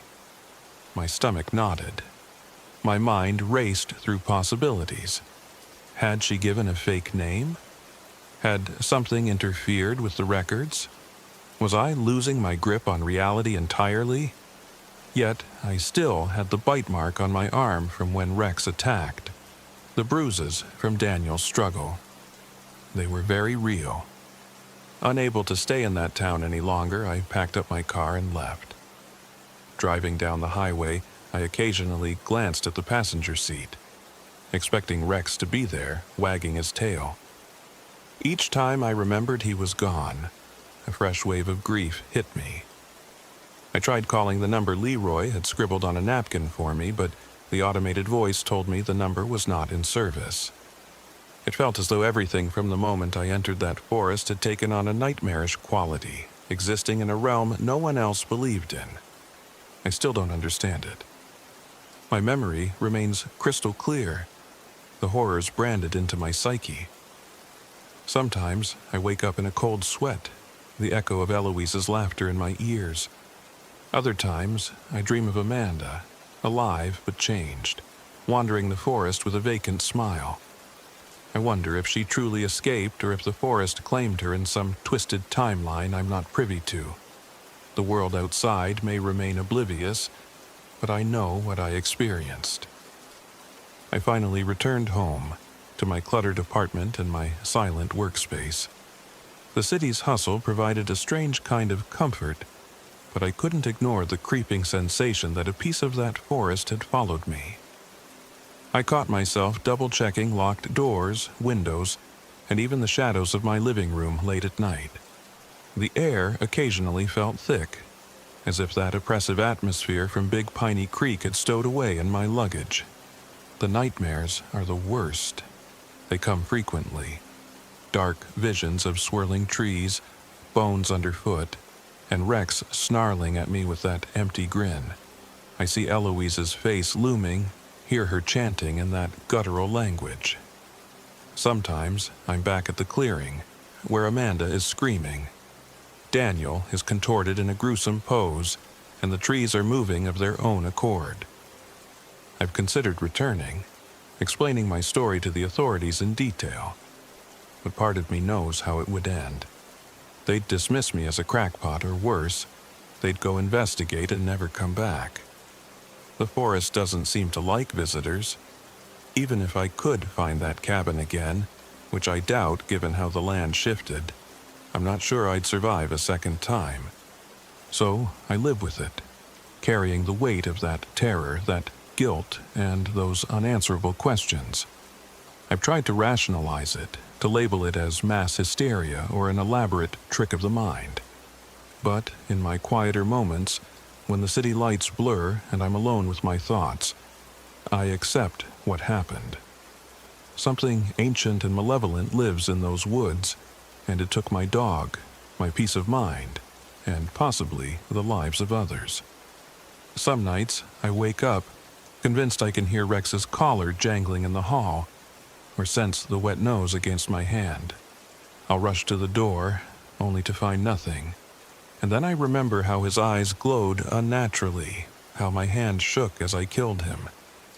It's a memory that still makes me retch if I dwell on it too long. I'll never find closure for what happened in Big Piney Creek, nor am I sure I deserve it. All I know is I survived, and I carry the scars inside and out.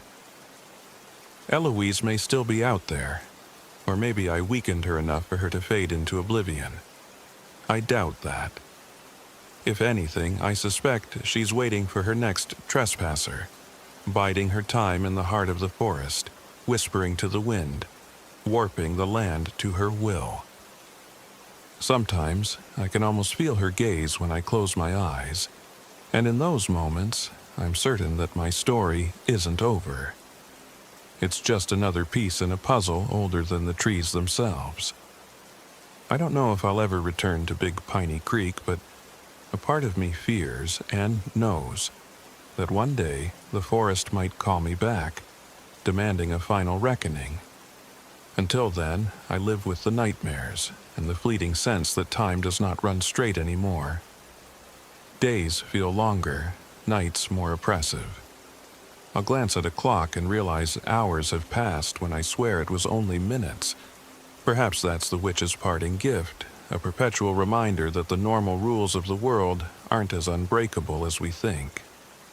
And so I tell my story here and now, not to warn you, though perhaps it might serve as a warning, but to release, if only for a moment, the terror that grips my heart. Because once you've glimpsed what lurks behind the veil of civilization, you can't unsee it. You can only carry it day by day, until it becomes a part of you, just as the twisted trees of Big Piney Creek are forever a part of me. I wish I could say I found peace, but the truth is, every time I close my eyes, I'm back in that forest, running through shifting trails, my dog possessed, a friend by my side, a horrifying figure chanting in the shadows. Every time I dream, I'm reminded that some places do not belong to us, and they never did. We walk into them thinking we're explorers, but we're only prey. That's why I tell myself, I survived once. Maybe that's all I was meant to do, survive and remember. For if we forget the horrors of Big Piney Creek, the witch wins. Her dominion grows. Perhaps my memories, as nightmarish as they are, serve as a fragile testament that something happened there, and that somewhere in those woods a malicious force still waits, biding its time until the next lost soul stumbles upon its domain.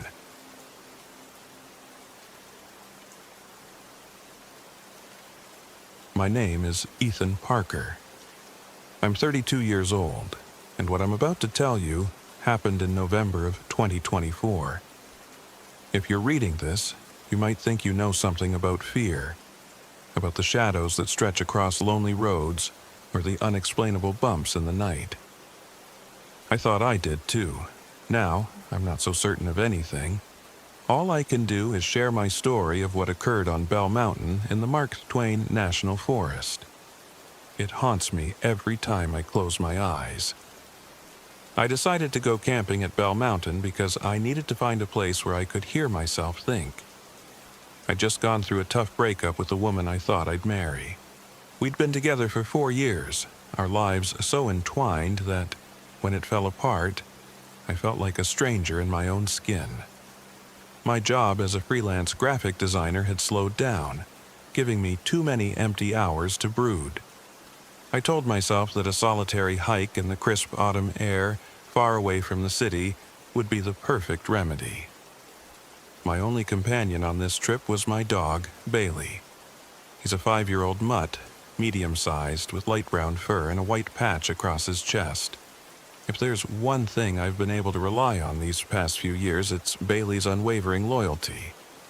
He's always been alert, well-behaved, and a remarkable judge of character.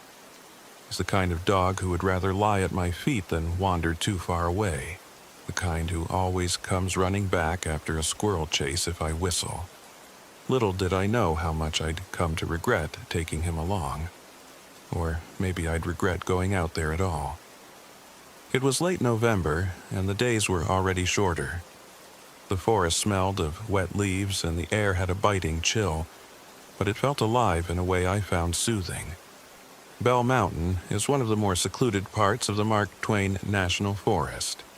It's not as large or famous as some other hiking spots, which is exactly why I chose it. The fewer people around, the better, I thought.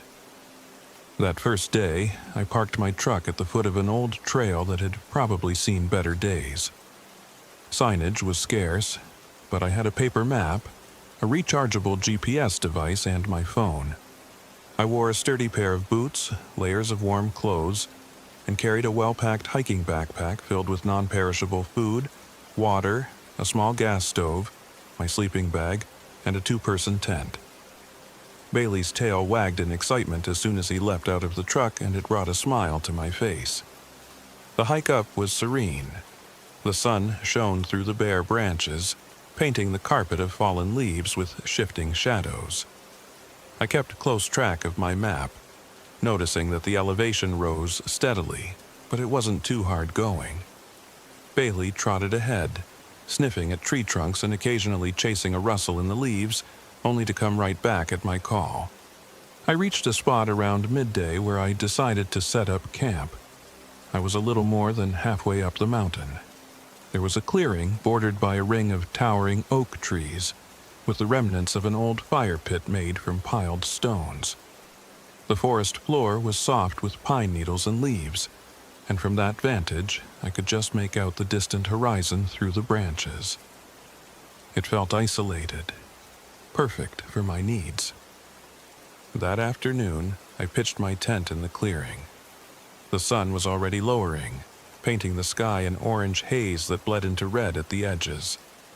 As I set about collecting wood for a campfire, Bailey pranced along, seemingly in love with the whole scene. But there was a moment, just after I picked up a bundle of sticks, when a prickle crawled along my skin. The air felt heavier. The vibrant colors of sunset suddenly seemed muted, grayed out. I glanced around. Nothing. No one. Just the forest. Yet, I couldn't shake the impression that I was being watched. I told myself it was just my nerves. Maybe stress from the breakup, or simply the disorientation of being alone in a large wilderness for the first time in ages. I let out a long breath and returned to camp. By the time I finished building a small teepee of dry branches in the fire pit, dusk had arrived in full. The sun had vanished, and the temperature dropped noticeably. I layered on a jacket, struck a match, and set the wood ablaze. The flames started with little effort at first. I fed the flickering tongues with more kindling, but after a few minutes the fire went out as if smothered by an invisible hand. Frowning, I tried again, rearranging the wood, ensuring I had enough tinder. A small flame caught and then, without warning, died again. It made no sense. My materials were dry, and there wasn't much wind. Eventually, on the fourth try, I managed to keep a weak fire going, though every so often it would sputter and threaten to die. When I added a larger log, the flames flickered a deep blue for a heartbeat before returning to normal. That trick of color made me blink. Maybe the wood was damp. Maybe there was some chemical in there. I shrugged it off and said nothing, but Bailey seemed agitated, pacing around the perimeter of our campsite with his ears flattened. Night in a forest can be beautiful, but it can also be unsettling. Sounds carry differently in the dark. Sticks snap like bones, branches groan like they have voices. Sometime after I cooked a small dinner of soup and beans, I noticed Bailey staring into the trees, fixated on something I couldn't see. It was pitch dark beyond the glow of the campfire, and my dog's quiet growl made the hair on my arms stand on end. I shone my flashlight into the woods, half expecting to see a raccoon or a deer. There was nothing. Hours passed like that. My phone had no service, and my GPS device kept failing to pinpoint my location. It showed my position as bouncing between multiple spots, some miles apart. I didn't mind too much.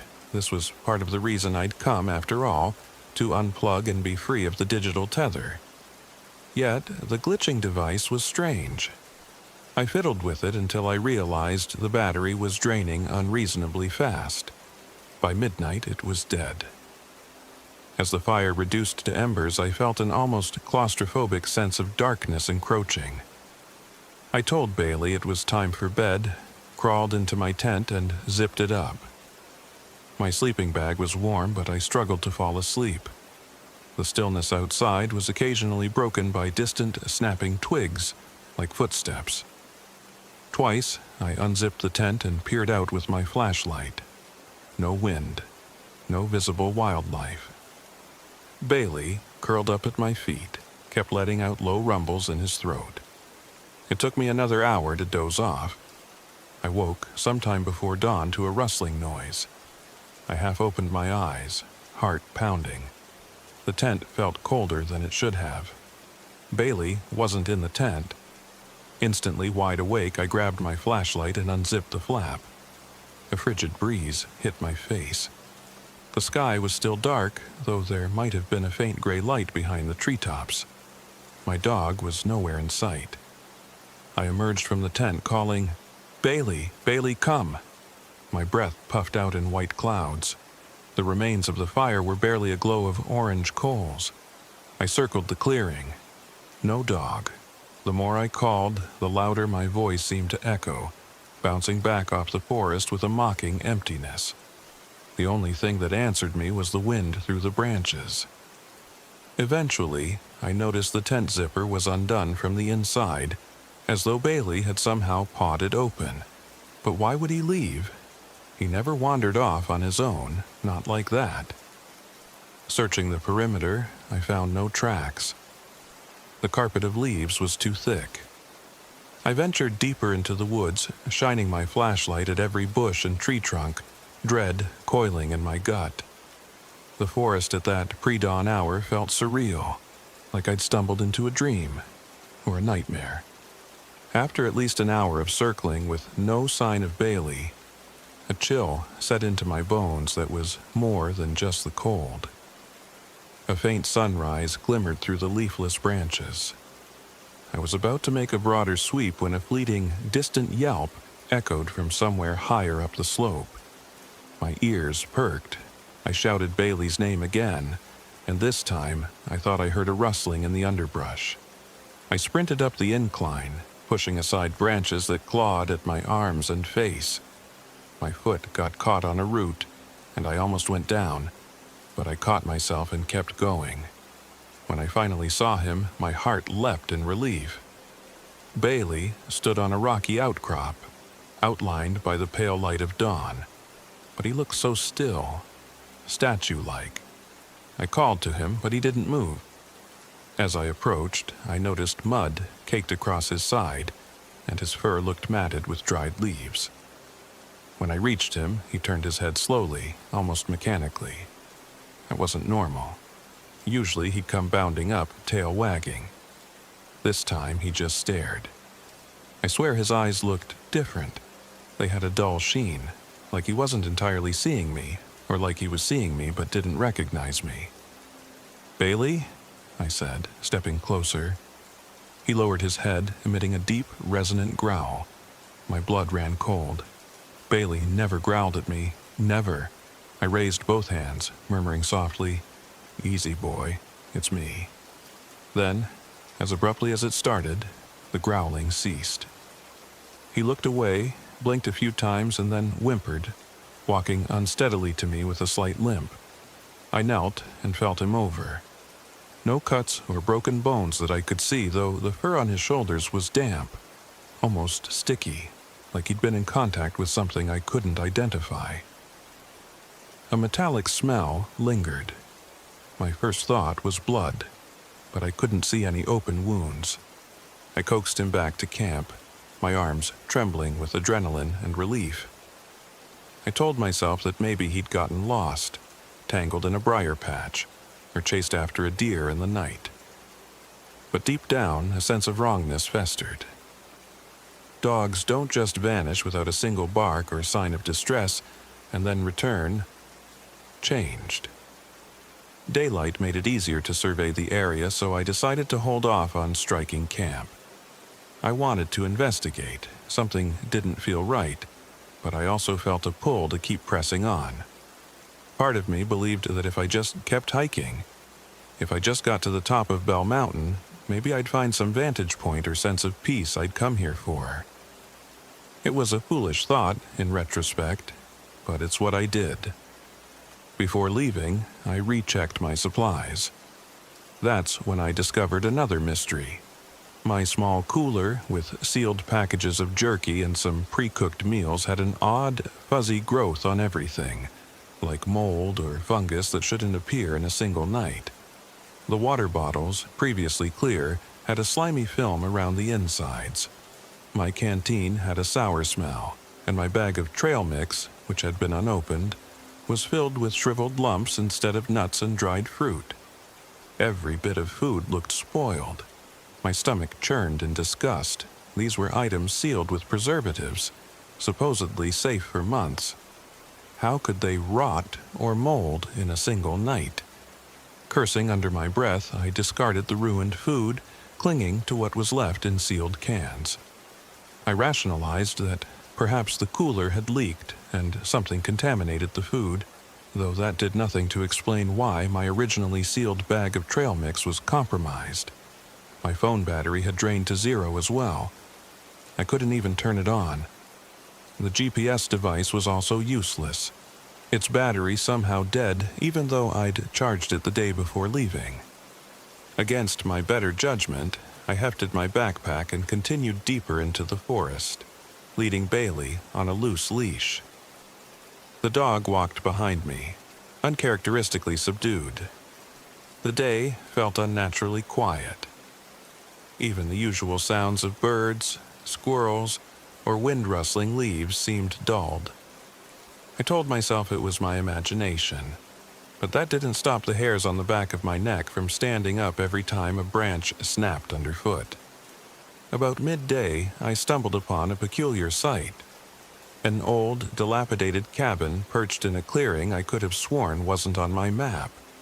Its roof sagged, moss clung to the walls, and the windows were broken. I'd read that there were a few old homesteads in the area, some from the 1800s, so maybe this was one of them. The thought of seeing a piece of history piqued my curiosity, but something about it set my teeth on edge. My heart drummed in my chest as I approached. Bailey's ears were laid flat, and his entire body trembled like he wanted to bolt. Still, I was hungry, and part of me hoped maybe there'd be a spot inside to rest or some sign of where I might get help if my supplies failed. As I drew near, I heard something whisper my name, so faint that if the forest hadn't been so eerily quiet, I'd have missed it. I froze. "Hello?" I called. My voice echoed. Bailey let out a whining sound. I scanned the surroundings, no one. The door to the cabin stood ajar. Its hinges squealed as I nudged it open, peering into the dim interior. Dust motes swirled in the gloom. A rotted table and 2 chairs sat in the center, their surfaces covered in a thick layer of grime. A broken lantern lay on the floor. I drew a shaky breath and stepped inside, shining my flashlight over the walls. Carvings, names, dates, strange symbols, all scratched into the wood. Some of them looked old, half worn away. Others looked fresh, the wood splintered and raw.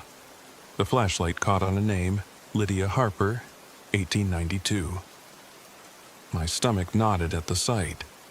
Underneath that name, in a different script, were the words, "Still here." "Ethan?" A voice, clear as day, came from behind me. I spun around, nearly dropping my flashlight. No one. Just Bailey, cowering near the threshold. I forced a laugh of disbelief. "I must be losing it," I murmured. Maybe the stress, the lack of food, the bizarre, rotting supplies. Maybe it was all messing with my mind. As I stepped toward the door, I caught a glimpse of movement in the corner of my vision. A fleeting silhouette of a woman, wearing a dark dress. I turned my flashlight on the spot, but there was only a cracked wall. My breathing quickened and I decided I'd had enough. This place was messing with me. I hurried outside, not even bothering to close the door behind me. Bailey followed, tail tucked. We continued uphill, but as the afternoon wore on, my sense of direction became tangled. trails that should have led west, according to my compass, seemed to meander in circles. The map didn't match the terrain.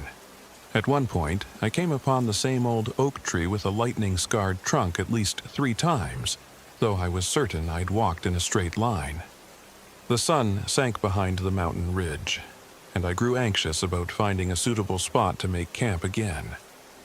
Finally, in near darkness, I found a clearing. Except to my horror, it was the same clearing where I'd pitched my tent the previous night. It made no sense.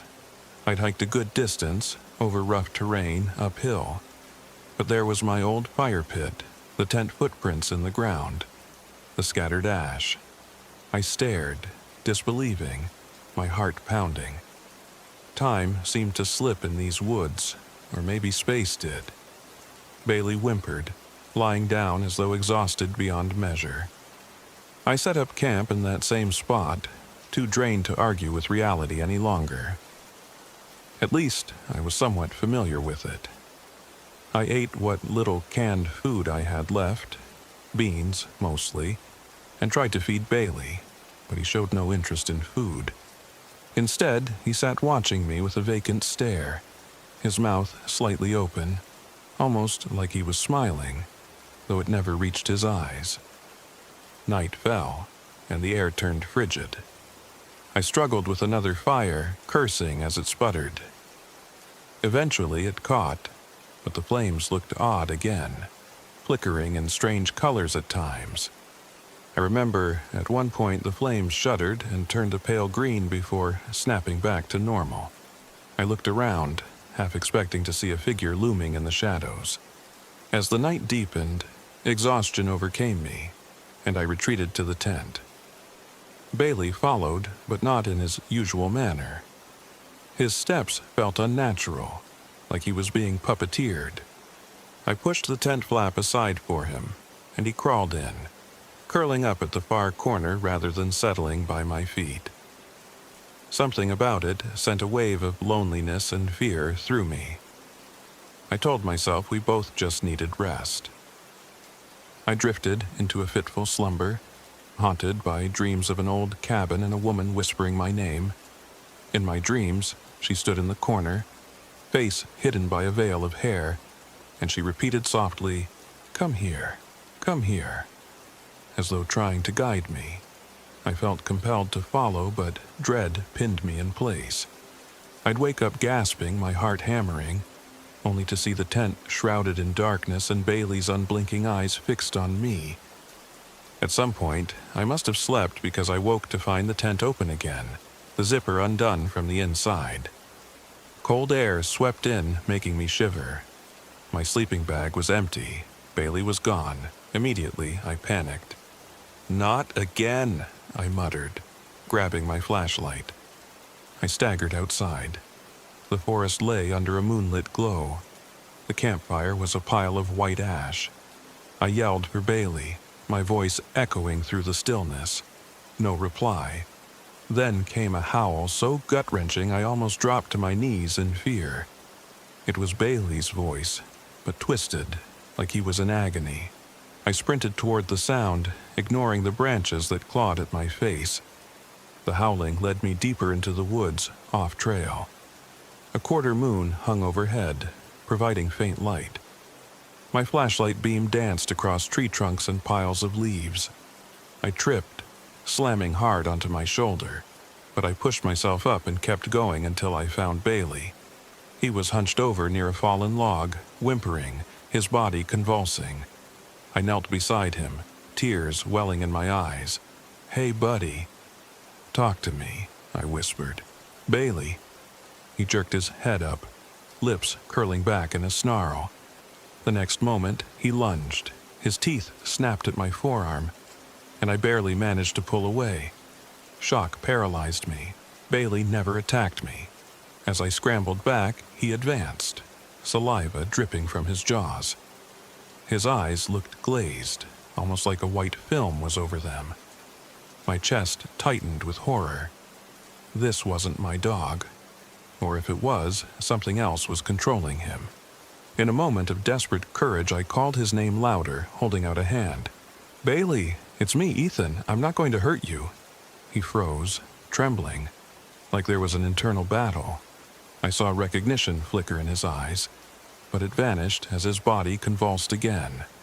His muzzle twisted into an expression I can only describe as unnatural delight. His mouth stretched wider than I thought possible, like an eerie grin. A choked whine escaped him, then a guttural bark as he leapt forward. I thrust my arm up to shield myself, wincing at the pain as his jaws latched on, teeth piercing through my jacket and into my flesh. Agony shot up my arm. "Bailey, stop!" I yelled, tears burning in my eyes. He growled, shaking his head, ripping my sleeve. Desperate, I reached for a fallen branch. I didn't want to hurt him, but I had no choice. I swung the branch, striking his side. He yelped, releasing my arm, giving me a moment to scramble backward. Then, suddenly, Bailey cocked his head. His expression shifted as if something snapped inside him, and he let out a pained whimper, slumping to the ground. I crouched at a cautious distance, blood trickling down my forearm, adrenaline screaming through my veins. My dog lay there, panting, eyes rolling in his skull. I reached toward him, not wanting to believe I needed to defend myself from him. When my fingertips brushed his fur, he flinched and let out a low growl, but he didn't attack. Confusion warred in my mind. Was Bailey rabid? Possessed by something? None of it made sense. I tried to carry him back to camp, but he was too heavy, struggling every time I grabbed him. Each time he struggled, I worried he'd attack again. After a few minutes, I gave up and just sat near him, pressing a bandana to my wounded arm to stop the bleeding. The forest was silent except for Bailey's ragged breathing. That was when I heard a voice, a woman's voice. "Ethan," it called, the tone breathy and resonant, coming from somewhere in the trees.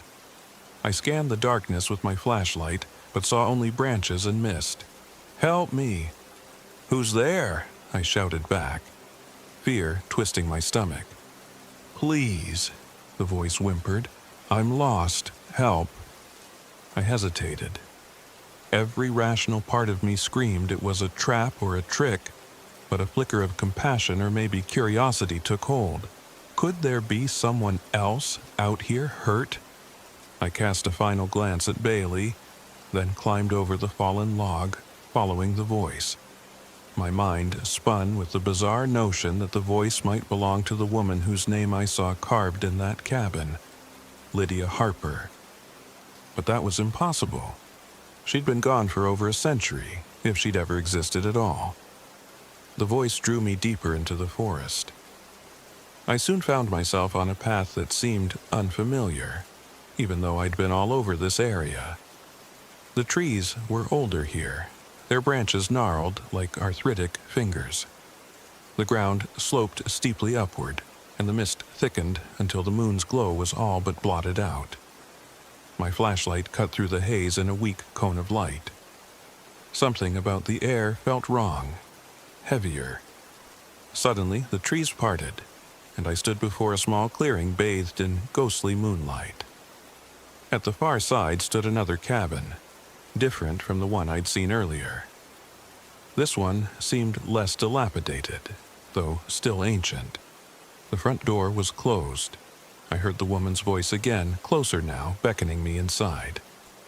I stepped forward cautiously, each heartbeat a thunderclap in my ears.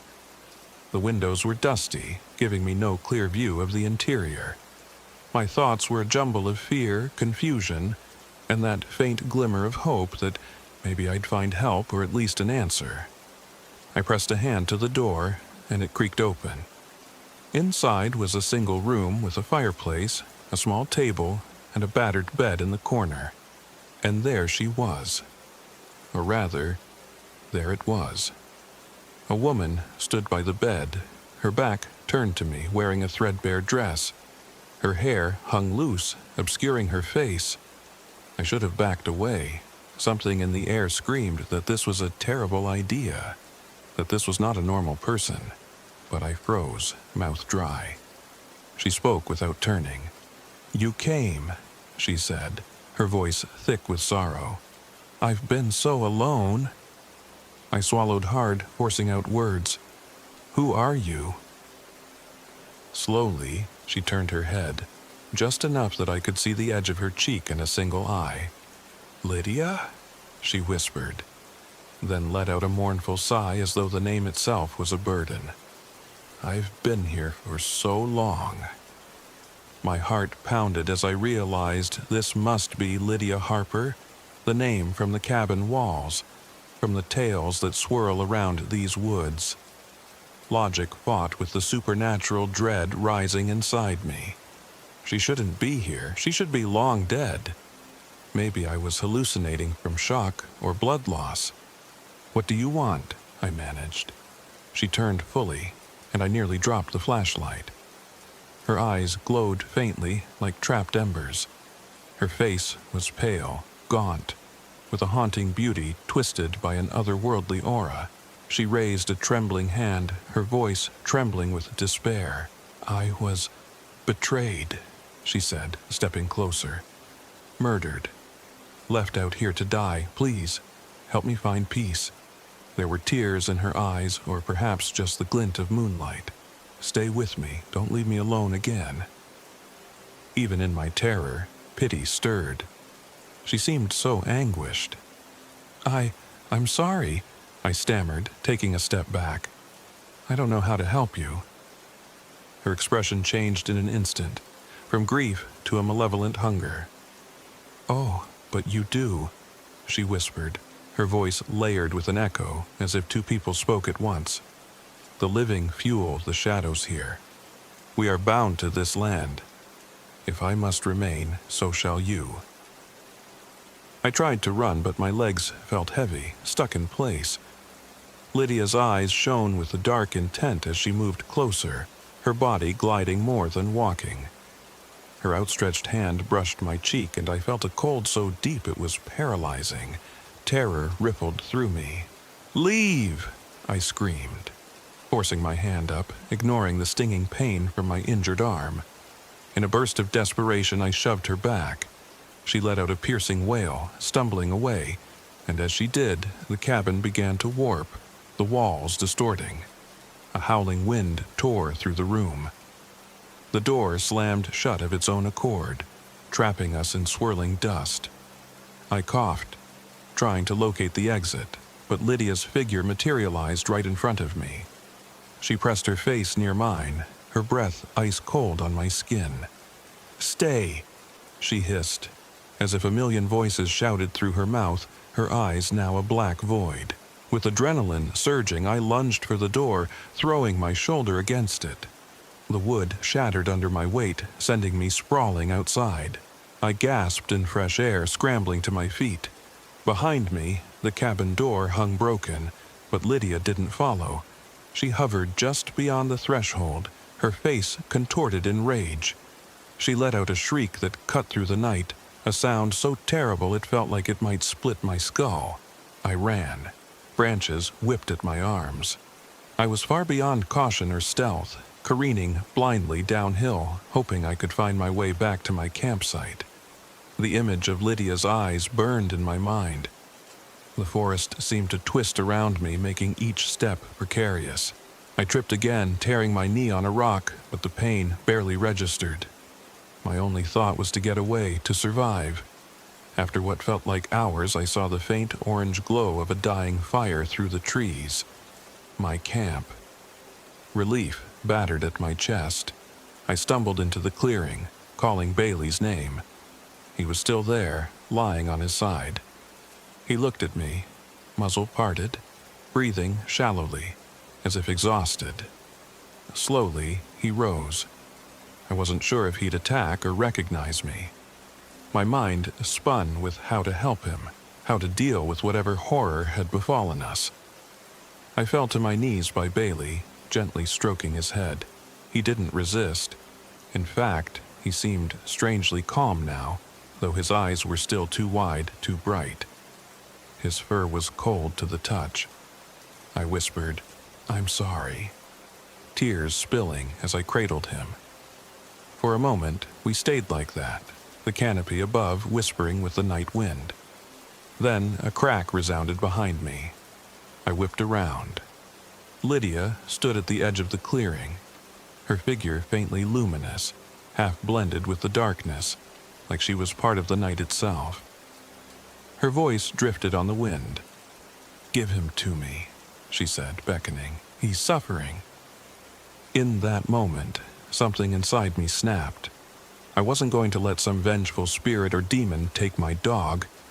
"Leave us alone," I shouted, my hands trembling with rage and fear, but her presence loomed closer, silent and unstoppable. Bailey let out a low snarl, as though he sensed her even without looking. I realized that in some twisted way my dog might be connected to her influence. Maybe she'd gotten to him first. The rotted supplies, the flickering fire, the illusions. She was behind it all. She was the reason time and space felt warped, the reason we couldn't escape these woods. She was drawing us deeper into her torment. I scrambled to my feet, dragging Bailey's limp form towards the tent. With my eyes locked on Lydia, I reached into my pack and found my hunting knife. My mind reeled. What good is a knife against a ghost? But I clung to it anyway. Lydia stepped into the clearing, her arms outstretched, her face a mask of hatred and longing. The fire's dying embers reflected in her dark eyes. "You can't leave," she intoned, voice resonating like a distant echo. "I need you here." My chest heaved. "Why us?" "Because you listened," she said, stepping closer. "You cared enough to come, and now you belong here. This land will hold you just like it holds me." A twisted smile formed on her pale lips. "I wanted peace, but peace never came. So I take what I can. Your fear, your life, your dog." At her last words, Bailey let out a horrifying sound. A mixture of whimper and growl, like something inside him was tearing him apart. He convulsed, then went rigid, and when he lifted his head to look at me, it wasn't Bailey's gentle gaze. It was a cold, savage stare. He lunged. I raised my wounded arm, barely avoiding his teeth. Terror strangled my voice. "Bailey, no!" But there was no recognition. He tore at my shirt, dragging me off balance. The knife fell from my grip, landing a foot away. As I wrestled with my dog, Lydia circled us with measured steps, humming a tuneless melody that made my skin crawl. I managed to twist free, adrenaline lending me strength. I scrambled for the knife, seized it, and swung blindly at Bailey. The blade nicked his shoulder. He howled, recoiling. Part of me shattered at hurting him, but if I didn't, he would rip me to shreds. Lydia's laughter rang out, and she glided closer, raising her hands as if conducting a gruesome orchestra of violence. Time fractured. The flickering embers cast swirling shadows across the clearing. My breath came in ragged gulps. Bailey attacked again, fangs snapping at my throat. I jammed the knife upward. The tip slid into his side and he yelped, twisting away. Hot tears streamed down my face. This was unthinkable. Then I realized I needed to do something to break whatever hold she had on him. Clenching the knife, I lunged at Lydia. I didn't know if I'd pass through her like smoke or if I'd face some monstrous force. She moved impossibly fast, swirling aside so my knife slashed through empty air. But the moment the blade passed where she'd been, she let out a piercing shriek, like a gale of wind that rattled the branches overhead. Her image flickered. Bailey collapsed, whining softly, as though the link between them had weakened. I pressed the advantage, stumbling toward Lydia again. She hissed, eyes wild with hatred. This time, she reached out, grabbing my wrist. Her touch burned like dry ice. Pain and cold shot up my arm and I almost dropped the knife. I felt my strength ebbing, my vision dimming. Memories flashed before me. My childhood, my ex-girlfriend, the day I adopted Bailey.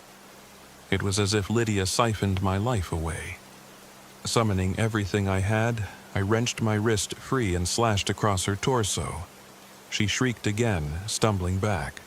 Her form wavered, parts of her turning translucent, losing definition. The shriek rose to a fever pitch, then cut off suddenly as she dissipated, sinking into the shadows. Like an echo, her voice lingered in the air. "You can't break the curse. You are mine. Mine." And then silence. I stood there, sweat dripping from my brow, shivering despite the heat coursing through my veins. Bailey lay nearby, whimpering. I knelt at his side, ignoring the stabbing pain in my arm. My dog's body was cold, but his breathing was steady, if shallow. Tears blurred my vision as I stroked his fur. "It's okay," I whispered, though I had no idea if it was true. My watch read past midnight, but I couldn't be sure if it was accurate. Time felt meaningless in that place. I considered building another fire, but there was no time, and I doubted it would last. Lydia might reappear, and there was no guarantee I'd fend her off again. We had to leave. Even if I had no clue which direction led out, I had to try. I quickly gathered what wasn't ruined from my supplies, mostly just a few cans, my first aid kit, and the flashlight. Then I helped Bailey stand, supporting his weight. He limped painfully, but he wasn't attacking. We set off downhill, or what I hoped was downhill.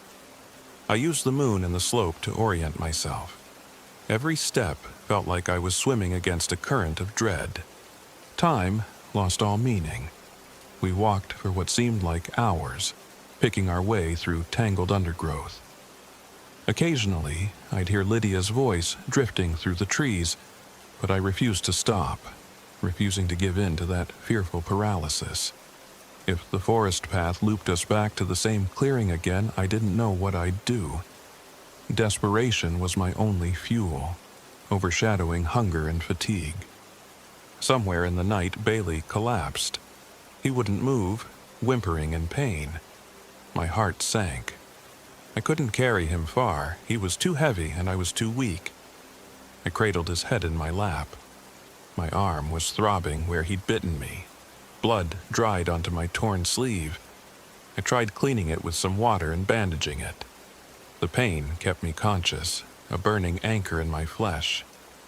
Then, in the dim glow of the moon, I saw a path, a real path, one with footprints in the mud. Human footprints. I wasn't sure if it was a hiking trail or a deer track, but it was something. Renewed hope surged in me. I coaxed Bailey to stand, half dragging him as we followed the trail. Dawn broke slowly, the sky growing lighter in increments so subtle I barely noticed until I realized I could see the forest without the flashlight. The path led us to a rocky slope, and through the thinning trees, I glimpsed the outline of a road far below. A road. Civilization. I almost cried with joy. We pressed on, stumbling and sliding down loose gravel, until finally we reached an old two-lane highway. The asphalt was cracked, but it was the most beautiful sight I'd ever seen. I hardly cared which direction led to my truck. I just wanted away from those cursed woods. Not far along the roadside, I heard the rumble of an engine. An old green pickup truck appeared around a bend. I flagged it down, heart pounding in relief. The driver was an older man, maybe in his late 50s, with weathered skin and kind eyes. "Holy hell," he muttered, seeing our condition. "You both look like you've been through it." I didn't even try to explain. I just mumbled something about a camping accident, needing to get to a phone. He helped us into the bed of the truck. Bailey collapsed onto the metal floor, and I stroked his fur, whispering that it was over. We were safe, but my mind churned. Would we really be safe? Lydia's final words echoed in my ears. "You can't break the curse. You are mine." I ended up in a small emergency clinic in a nearby town. They patched up my arm, gave Bailey a cursory examination, though they couldn't quite figure out his condition. He started to recover physically after a few days, though it was slow going. Meanwhile, I answered questions from local rangers about what had happened. I gave them a vague story of getting lost, suffering animal bites. I'm certain they suspected I wasn't telling them everything. I didn't care, I just wanted to never set foot in those woods again. Weeks passed. I tried to move on, but every so often, I'd wake up in a cold sweat, sure I heard Lydia's voice outside my window. Bailey, while better, would sometimes stare at a corner of my living room, his hackles raised, growling at something I couldn't see. The nightmares persisted, always featuring that old cabin or Lydia's contorted face, urging me to return. Sometimes I wonder if I truly escaped, or if her spirit merely let me walk away, knowing she has a claim on my soul. The forest remains in my nightmares, a labyrinth of shifting trees and rotted paths. I still see that flicker of unnatural light in the corner of my vision, that glimmer of a woman in a tattered dress. I've told only one other person this full story, and they looked at me with pity and disbelief. But I know what happened. I bear the scars on my arm, and Bailey, though physically healed, isn't the same. Sometimes, when he sleeps, he whimpers in a voice far too human. Other nights he'll stare at the moon for hours, silent and stiff. I wake up in terror, remembering him lunging at me, teeth snapping, eyes clouded with something that wasn't him. When I close my eyes, I can still feel the weight of that forest pressing down on my chest. I remember the rotted supplies, the flickering fire, my compass spinning aimlessly, the intangible sense that time itself was being pulled apart. I remember the heartbreak of raising my weapon against my best friend. I remember Lydia's eyes, filled with that ancient darkness. They say Mark Twain National Forest is a beautiful place, that Bell Mountain is a quiet sanctuary for those who love solitude. But I know better. For me, it's a place of nightmares, a prison for lost souls. When the wind rustles the trees at night, I swear I can still hear her voice calling my name, reminding me that some curses don't fade. They linger, patient and insidious, waiting for you to let your guard down. I try to live my life now with the lights on. If I do camp, it's in a crowded campground, never alone. I keep Bailey close, though I sometimes sense a gulf between us, an unseen gulf forged by that horrible night.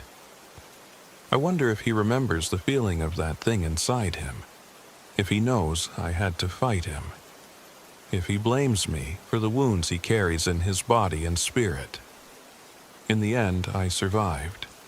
I guess you could call that closure, but every time I stare into the mirror or watch Bailey tilt his head at an empty corner of the room, I see nothing but dread. I see the memory of that forest, and I hear the echo of Lydia's final wail. Survival isn't always salvation. Sometimes it's just another way of being haunted. So, that's my story.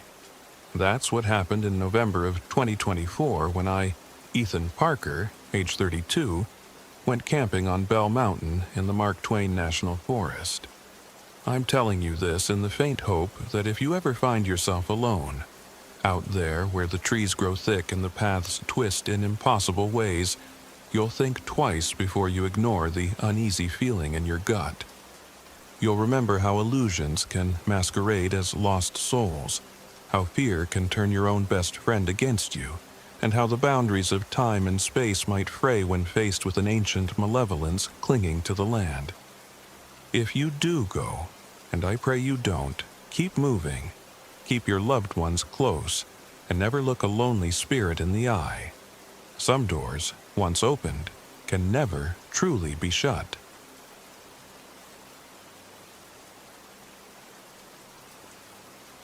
My name is Luke Whitaker, and I'm 31 years old. This happened in October of 2022, deep in the Ozark Mountains of Missouri. I've spent the better part of my adult life searching for solitude in wild places, but I never served in the military or anything like that. I was just a restless guy, someone who grew tired of the city noise and the humdrum routine. I thought I'd seen enough of the world to handle myself in rough situations. As it turned out, I was wrong. I drove into the Ozarks in a battered old SUV, rattling along rutted roads and passing ghostly stands of pine. My only companion was my dog, a mixed breed named Scout. She'd been my faithful sidekick for 2 years, always eager for the next adventure. I had lofty plans: to hike some of the lesser-known trails, photograph hidden water sources, maybe camp near an old creek bed for a few days while I worked on a freelance article about the secluded wonders of Missouri. The first few days were blissful, even if the weather was less than perfect. The air was cool and damp, and an early autumn mist spread between the trees like a heavy curtain every morning. I found a place far from any main road, so remote that my cell phone registered only a single bar of coverage, and sometimes not even that. The forest floor was all pine needles and decaying leaves.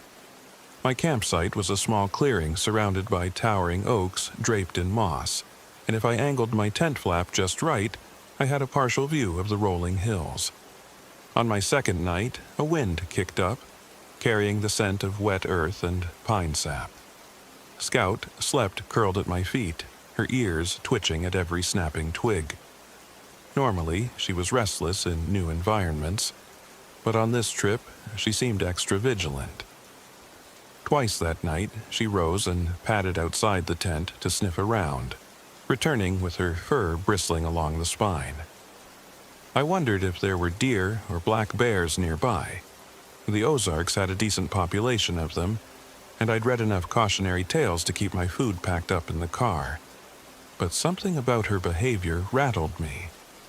It was as if the forest itself were breathing, alive and aware of our presence. By day 3, the oddities began. My phone, which had been charging off a portable battery, went dead despite being at 70% that morning. I wrote it off as me forgetting to turn the phone off, or maybe a faulty battery. Then the GPS unit I used, an older handheld model, started glitching. I'd see my location dancing around erratically, like I was teleporting from one ridge to another within minutes. Maps I brought suddenly felt off. The lines that should have guided me through known paths didn't match what I was seeing in front of me. Everything was askew. I tried to backtrack, trusting my sense of direction, but the trees looked the same. The land loops seemed reversed. It was like being caught in a maze I should have recognized, but didn't. In the evenings, the campfire was stubborn. I'd used good tinder, dry pine needles and kindling, but the flames insisted on burning low, never fully catching. Sometimes the fire would gutter out without explanation. Other times it gave off a thin bluish flame at the edges. At first, I blamed damp wood, but the logs were definitely dry. Scout watched me with anxious eyes, shifting her weight from one side to the other, like she knew something I didn't. Then, on the 4th night, everything changed. I was hunched over, coaxing the fire to life, when I heard a branch crack just beyond the tree line. Startled, I looked up. Scout's ears perked. She gave a small, uncertain whine. The snapping of twigs got louder, closer.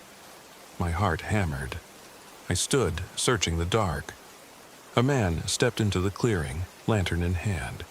He looked to be in his early 40s, tall, lean, and water dripping from a hooded jacket.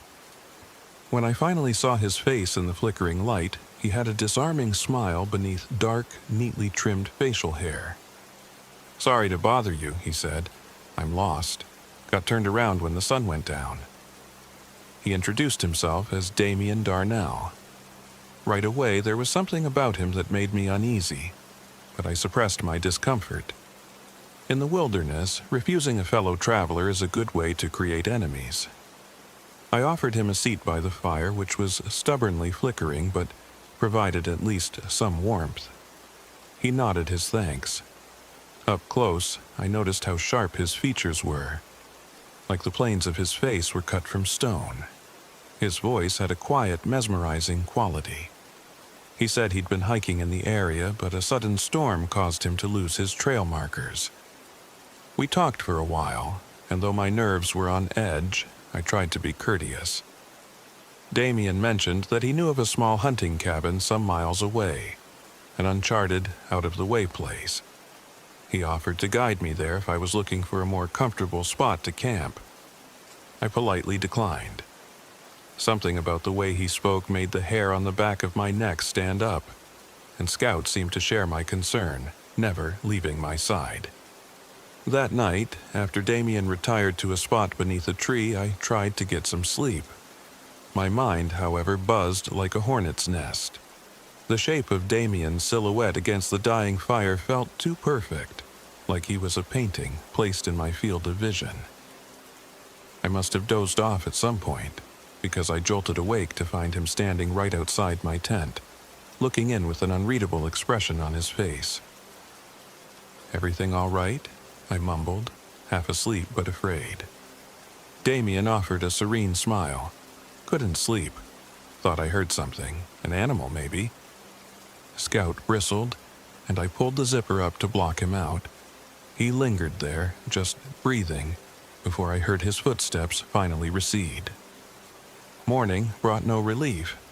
The sunrise was an angry red behind the mountains, and it seemed too early or too late. I couldn't tell.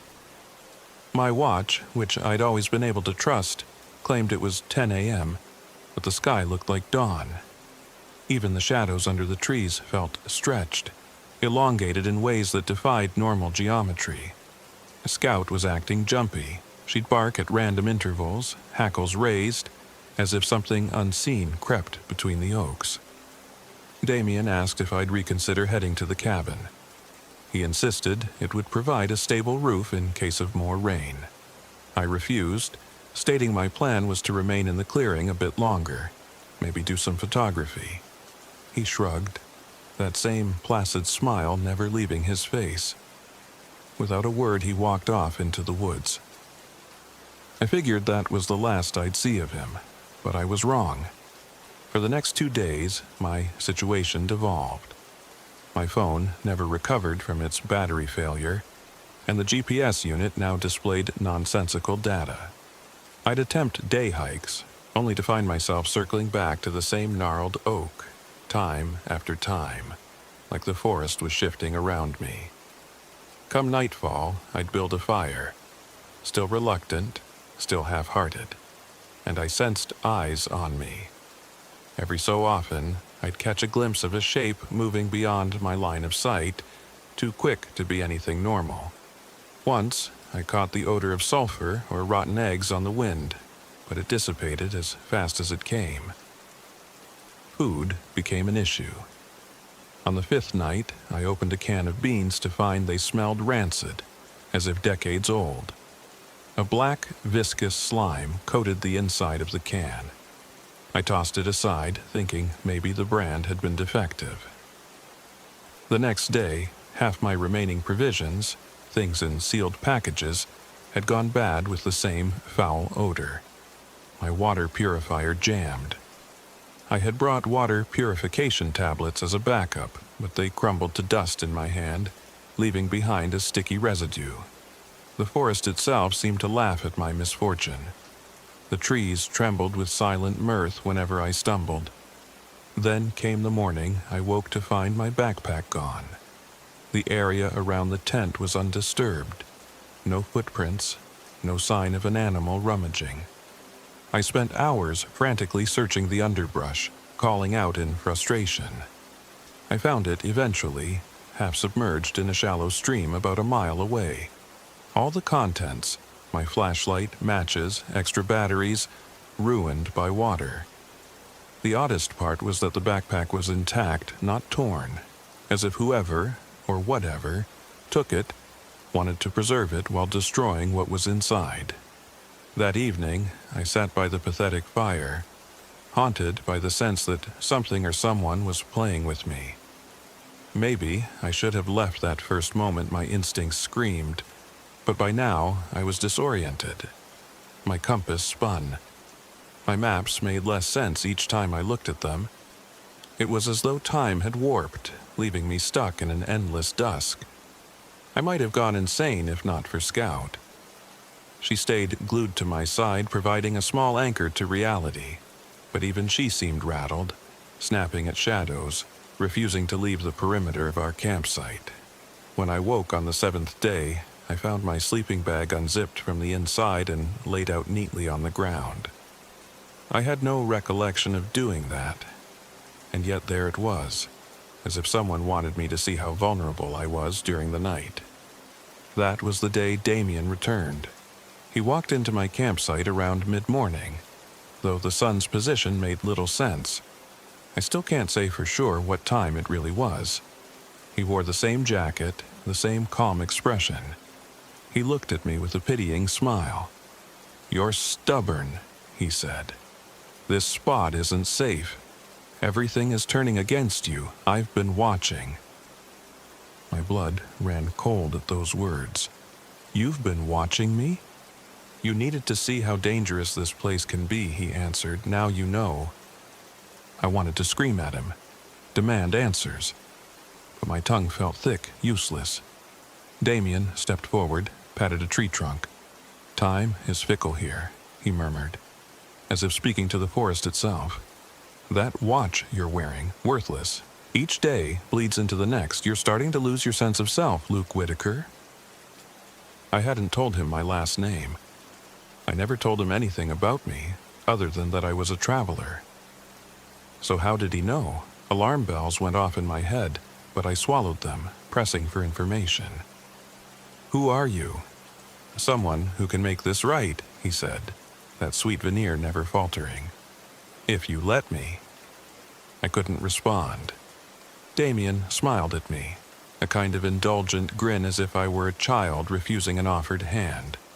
Then he turned and faded back into the trees. I tried to follow, but the underbrush tangled around me, branches catching my sleeves. After no more than 20 steps, I tripped over a fallen log, and by the time I got up, Damien was gone. That night, the nightmares intensified. I saw images of a blazing fire that never went out, pictures of people I'd never met. They were screaming, their hands clawing at the dark. I bolted awake in a cold sweat to find Scout's space in the tent empty. My heart dropped. She was always right beside me. I raced outside, shining my backup flashlight. Thankfully, I still had that, though the batteries were nearly drained. The forest beyond the clearing seemed to breathe, the wind moaning as it passed through. I called Scout's name. Nothing. The hours trickled by as I searched, my voice echoing back to me in a hollow mockery. Near dawn, I spotted a tuft of Scout's fur on a low branch. It was thick, with a dark, tar-like residue. Terrified something had taken her, I frantically traced what looked like faint paw prints deeper into the woods, eventually coming upon a clearing I hadn't seen before. In the center was Scout's collar, splayed out on a flat rock. No sign of a struggle, no blood, just her collar, abandoned as if placed there on display. My voice trembled as I called out again, but only silence answered. I barely slept. My body ached, my mind reeled. The next day felt like wading through a nightmare. The sun, or whatever pale orb served as the sun, barely lit the sky. Every time I tried to get my bearings, something jostled me. A strange noise, a weird flicker in the brush. By evening, I stumbled back to camp in defeat, dogless and delirious with worry. It was close to midnight when I heard a whimper. I shot upright. Scout? She had a distinct bark and an even more distinct whine when she was hurt or scared. I scrambled out of my tent, adrenaline surging. The whimper came again, from the northern edge of the clearing. I ran. My flashlight flickered, but I followed the sound until I was well away from the faint glow of the campfire. The forest was a labyrinth of black shapes. But then I heard a bark, faint but definitely Scout's. I found her at the base of a large oak. She stood absolutely still, facing away from me, her tail limp. "Scout," I breathed, relief and fear colliding in my chest. I approached, shining my light on her. Her ears perked, but she didn't move. Her eyes were glassy, pupils wide and vacant. She stared straight ahead, ignoring me. "Scout," my voice quivered as I reached out. My fingertips grazed her fur. It felt cold, colder than it should. She gave a single low growl, so unlike her. Slowly, she turned her head. I got a glimpse of her eyes reflecting the flashlight beam. And there was something else there, something unnatural. She opened her mouth as if trying to bark, but only a wet gargle came out. Then she collapsed. Her body hit the ground with a thud. I dropped to my knees, shouting her name, shaking her gently. Her breathing was erratic, eyes rolling back. I couldn't do anything but hold her, begging whatever was tormenting us to stop. Suddenly, the undergrowth rustled behind me. Damien stepped from the darkness, watching with a detached curiosity. "You see," he said, "this place doesn't want you here." I let out a snarl, the kind of raw anger and anguish I'd never known before. "You did this!" I screamed, tears burning my eyes. Damien tilted his head, and for the briefest moment his eyes glowed a deep, smoldering crimson. "I offered you a way out," he said calmly. "You refused me time and again. The forest answers in kind." I didn't know whether to throw myself at him or beg for mercy, but a flicker of movement on the ground tore my attention back to Scout. Her chest rose once, twice, then stilled.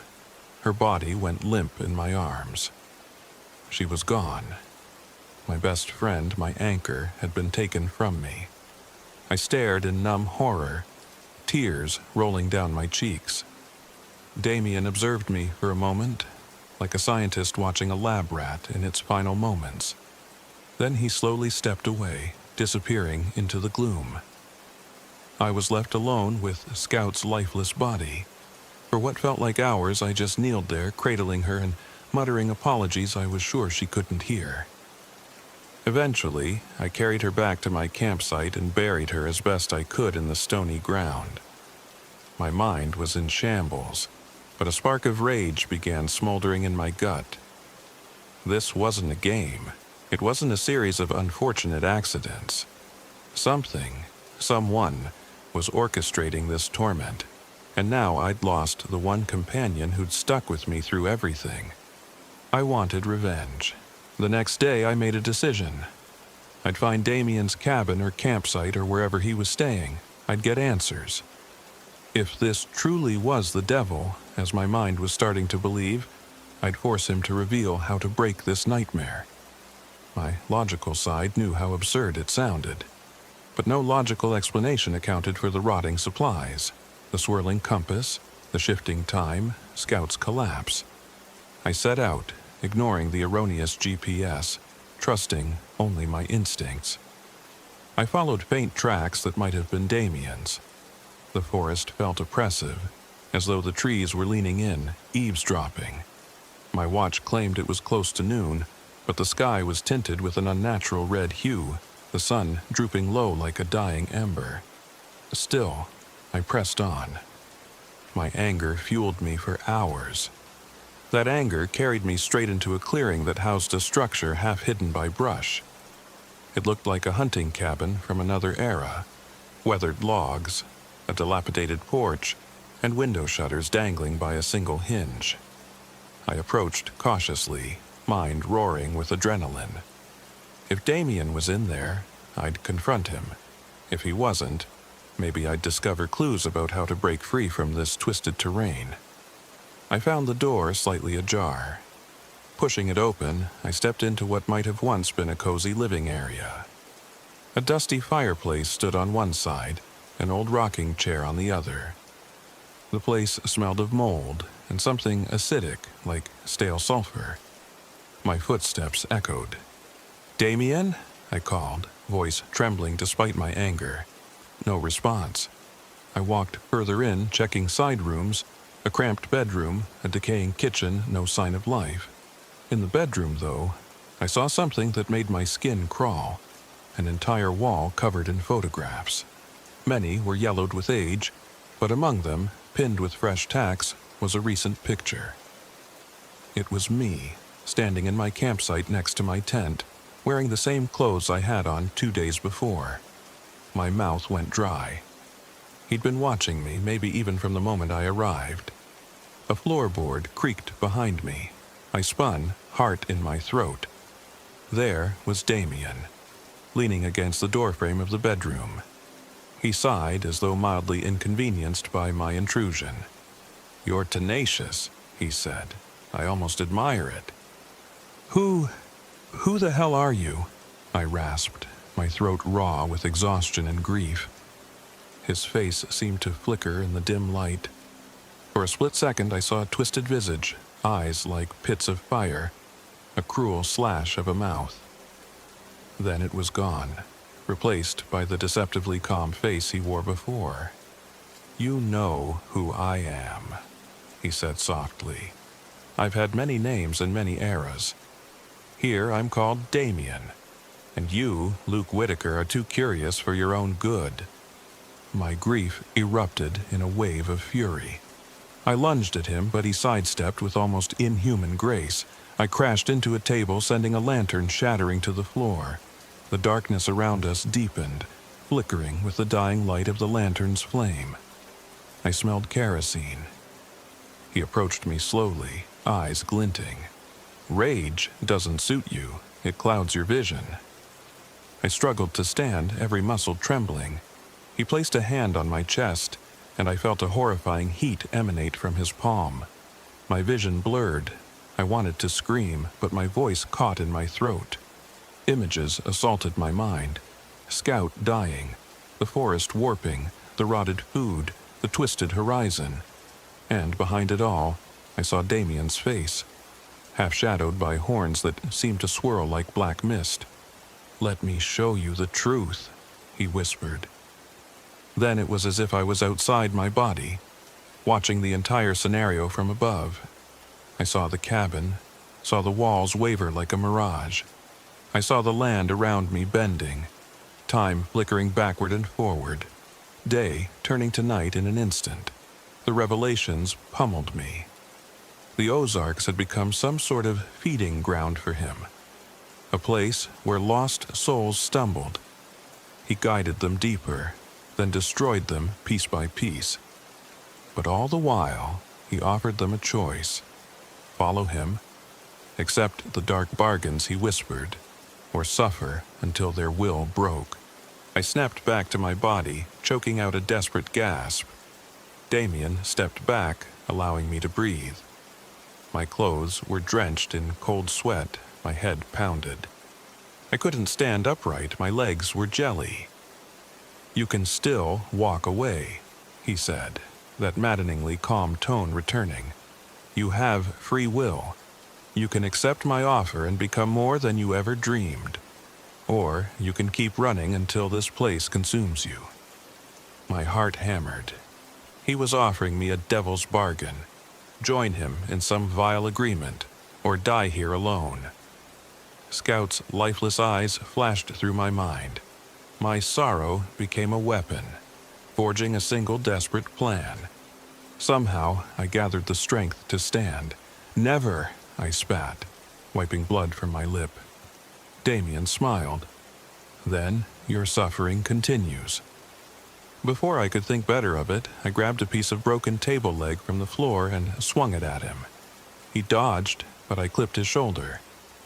There was a jolt of intense heat, like a blowtorch had been aimed at my arm. The table leg burst into flame.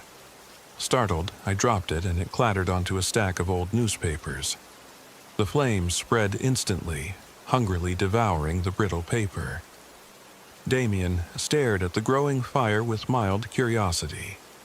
I took the distraction as my chance to run. I bolted from the bedroom, stumbling into the living area. Flames were already licking at the walls, and the smell of smoke rushed into my nostrils. I could hear Damien behind me, his footsteps unhurried. "You can't burn me," he said, almost amused. "But you can burn down your escape." He might have been right, but I had no time to think. The fire grew, fueling itself on every flammable surface. I half remembered seeing a can of gasoline near the porch. My mind latched onto the idea. If I could cause enough chaos, maybe I could cripple him, or at least buy myself a window to flee this cursed land. My anger at losing Scout blazed through me, overriding my self-preservation instincts. I dashed to the porch, grabbed the gas can. Without hesitation, I hurled it through the front door, letting it tumble into the flames. The explosion of heat that followed knocked me off my feet. A roar of fire burst through the windows, shattering them, sending shards of glass into the night. I coughed, choking on the thick black smoke. My ears rang. Through the swirling darkness, I saw Damien in the midst of the flames, standing as though unaffected, his form flickering between a man and something monstrous. Perhaps the illusions parted just enough for me to catch a glimpse of his true shape: horns, leathery skin, claws. Fire snapped around him, swirling like an extension of his will.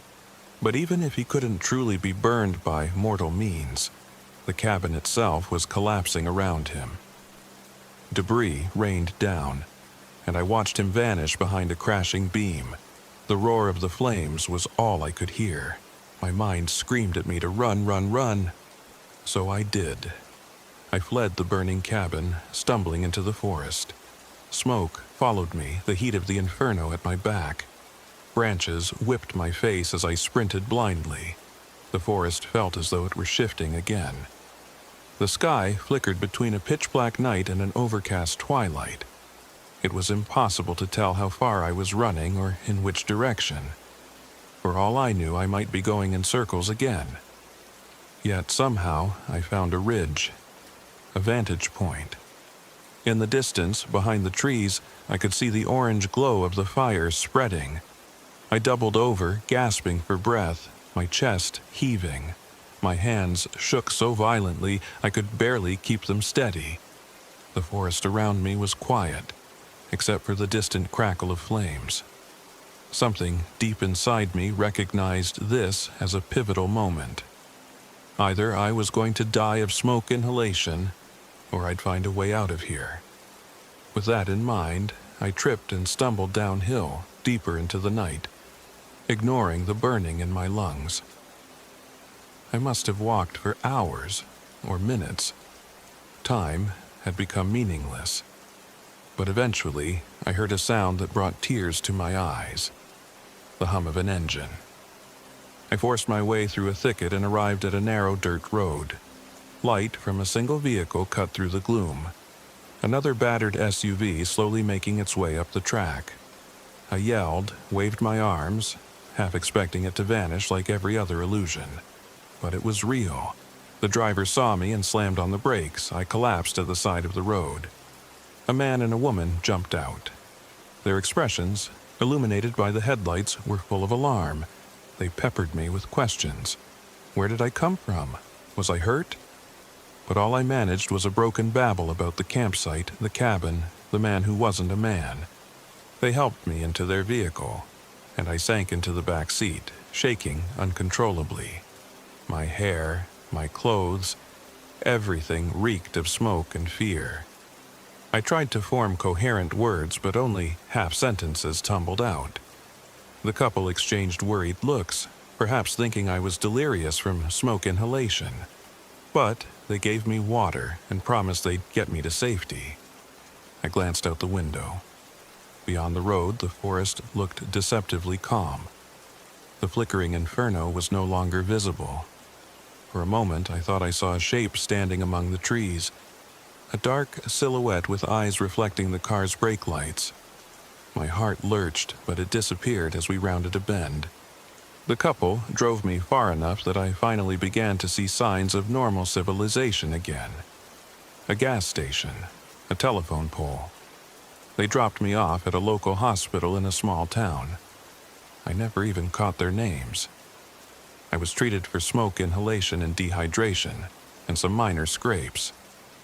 The doctors asked for an explanation. I offered them bits of truth, wrapped in vague disclaimers about being lost in the Ozarks. But I doubt they believed me. Who would? A few days later, I found myself in a cheap motel room on the outskirts of town. The staff at the hospital released me after I insisted I was well enough to leave. The nightmares hadn't stopped. Whenever I closed my eyes, I saw Damien's face. Sometimes it was the smiling, handsome version. Sometimes it was the horned abomination. Scout's empty eyes haunted me. The emptiness I felt at losing her was like a knife twisting in my gut. I decided I had to leave Missouri. At least that was the plan. But part of me couldn't shake the feeling that I was still under Damien's shadow. I purchased a second-hand flip phone at a local store to replace my ruined one. As I sat in my parked SUV, the phone rang. I hadn't given the number to anyone yet, so it startled me. I answered, heart pounding. Static hissed on the other end. Then a distorted voice spoke, barely above a whisper. "I'm not finished with you." I could have thrown the phone out the window. I could have broken it under my boot. Instead, I froze. My mouth moved, but no sound emerged. The line went dead.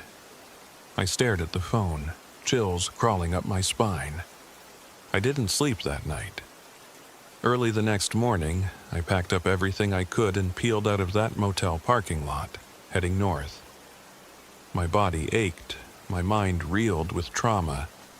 The scenery blurred. Trees, farmland, highways. None of it felt real. Hours passed. The sun sank low on the horizon. Exhaustion weighed on my eyelids. But I couldn't shake the sense that I was being followed. Every few miles, I thought I saw something in the rearview mirror. At one point, a black SUV seemed to be tailing me, but it vanished when I made a turn. Eventually, I crossed into another state. The welcome sign was a blur, but it felt like a small relief. The radio in my car sputtered static, then faint music, then a burst of incoherent voices that sounded like moaning. I turned it off, not wanting to feed my paranoia. But the reflection in the mirror, that was harder to ignore. I glanced at it once, and in the evening glow, I could have sworn I saw Damien's face, smiling calmly as though seated in my back seat. I jerked the wheel in panic, nearly running off the road.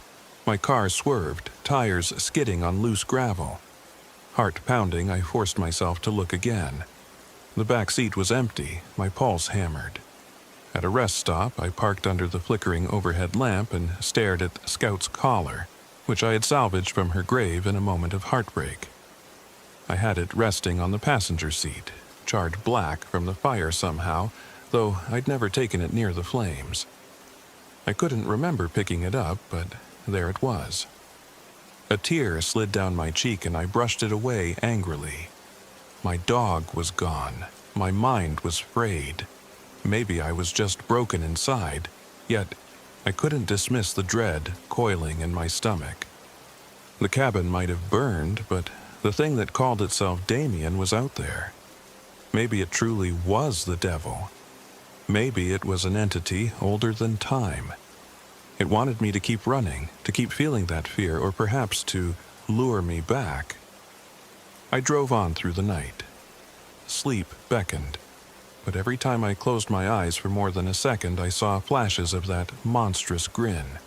So I pressed forward, ignoring the hunger gnawing at my belly, the dryness in my throat. By morning, I pulled into a small diner somewhere near the state line. I decided to catch a few minutes of rest, maybe get something to eat. But as I parked, I noticed something in the reflection of the diner's large window. The back seat of my SUV, with Scout's collar propped on top of a seat cushion, and next to the collar was a faint outline, a shape that shouldn't have been there. I whipped around, scanning the interior. Nothing. The seats were empty. I turned back to the window's reflection. It was just me now. My skin was cold with sweat, my heart hammering. I realized then that I could never truly outrun him. The memory, or the presence, whatever he was, still had its hooks in me. I forced myself into the diner. The waitress asked if I was okay, remarking that I looked like a ghost who'd seen a ghost. I gave a hollow chuckle. Yeah, I guess you could say that. She took my order, and I stared at the table's peeling formica. In the chrome napkin holder, I caught another reflection of my face. I looked gaunt, eyes ringed with exhaustion. "I'm not finished with you," the voice echoed in my mind. A cup of coffee arrived, steaming. I tried to steady my trembling hands. My breath came in shallow gulps.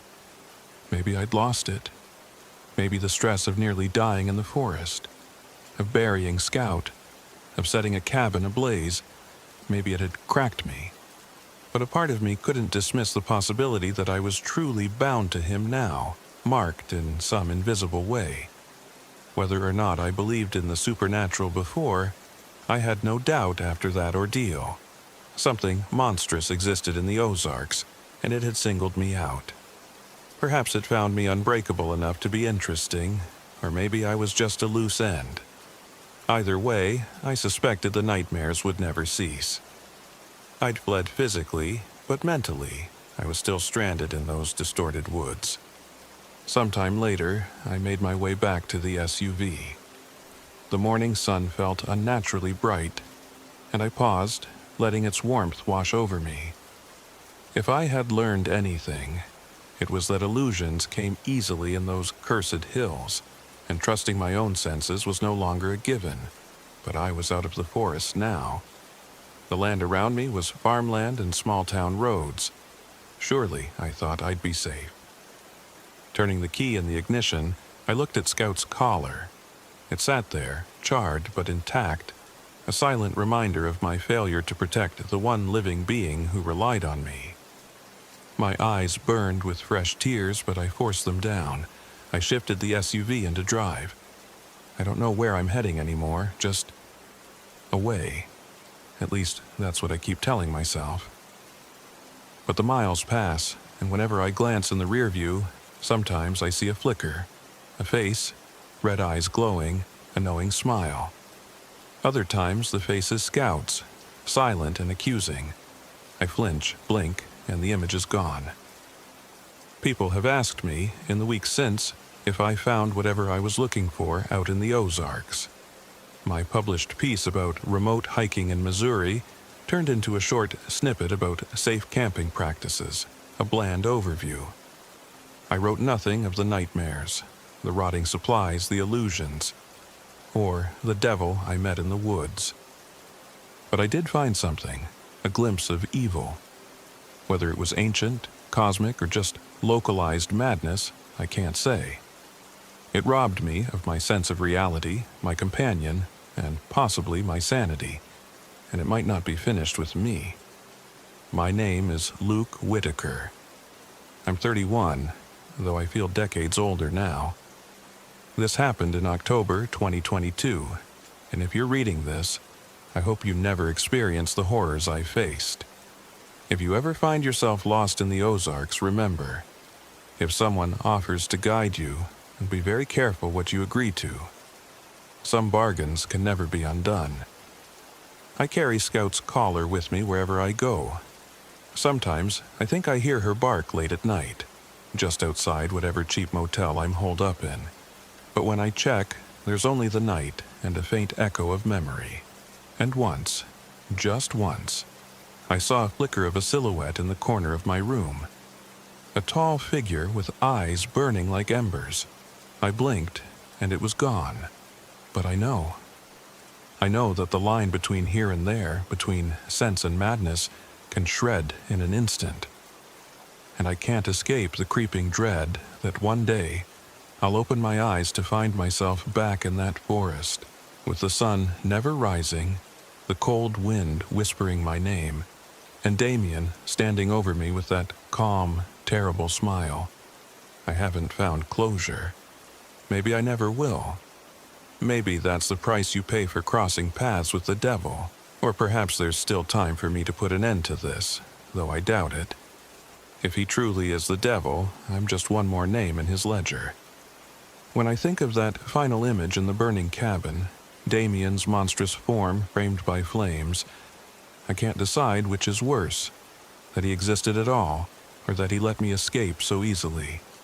The memory of his laughter, resonating with the crackle of the fire, still rings in my ears, and I fear, deep down, that the next time I see him there won't be an opportunity to run. The next time, the bargain will be mine to lose. I leave you with this: if you ever feel the urge to venture into remote places, heed the warnings. When your gut twists in fear, trust it, because out there, in the dark, the line between reality and nightmares is razor thin, and sometimes nightmares wear friendly smiles, offering to guide you home. I was never a believer in devils or demons until that trip. Now, I can't say what's real and what isn't, but I do know one thing. I left the Ozarks physically intact, but I can't shake the feeling that a piece of my soul never left that smoldering cabin. Whether you believe my story or not doesn't matter. All that matters is that I believe it, and it has changed me forever. I still see the flicker of those red eyes in my mirror, and every time I wonder if this will be the moment he finally calls me back, or worse, claims me entirely, body and soul, to wander that cursed land for all eternity as another lost traveler. Until that day comes, I remain on the move, searching for a safe corner of the world. But in my heart I know the truth. There is no safe corner, not from him. So I drive, and I wait, haunted by nightmares, and the constant echo of Scout's final whine. If the devil wants me, he'll have to come find me himself. I don't doubt he will.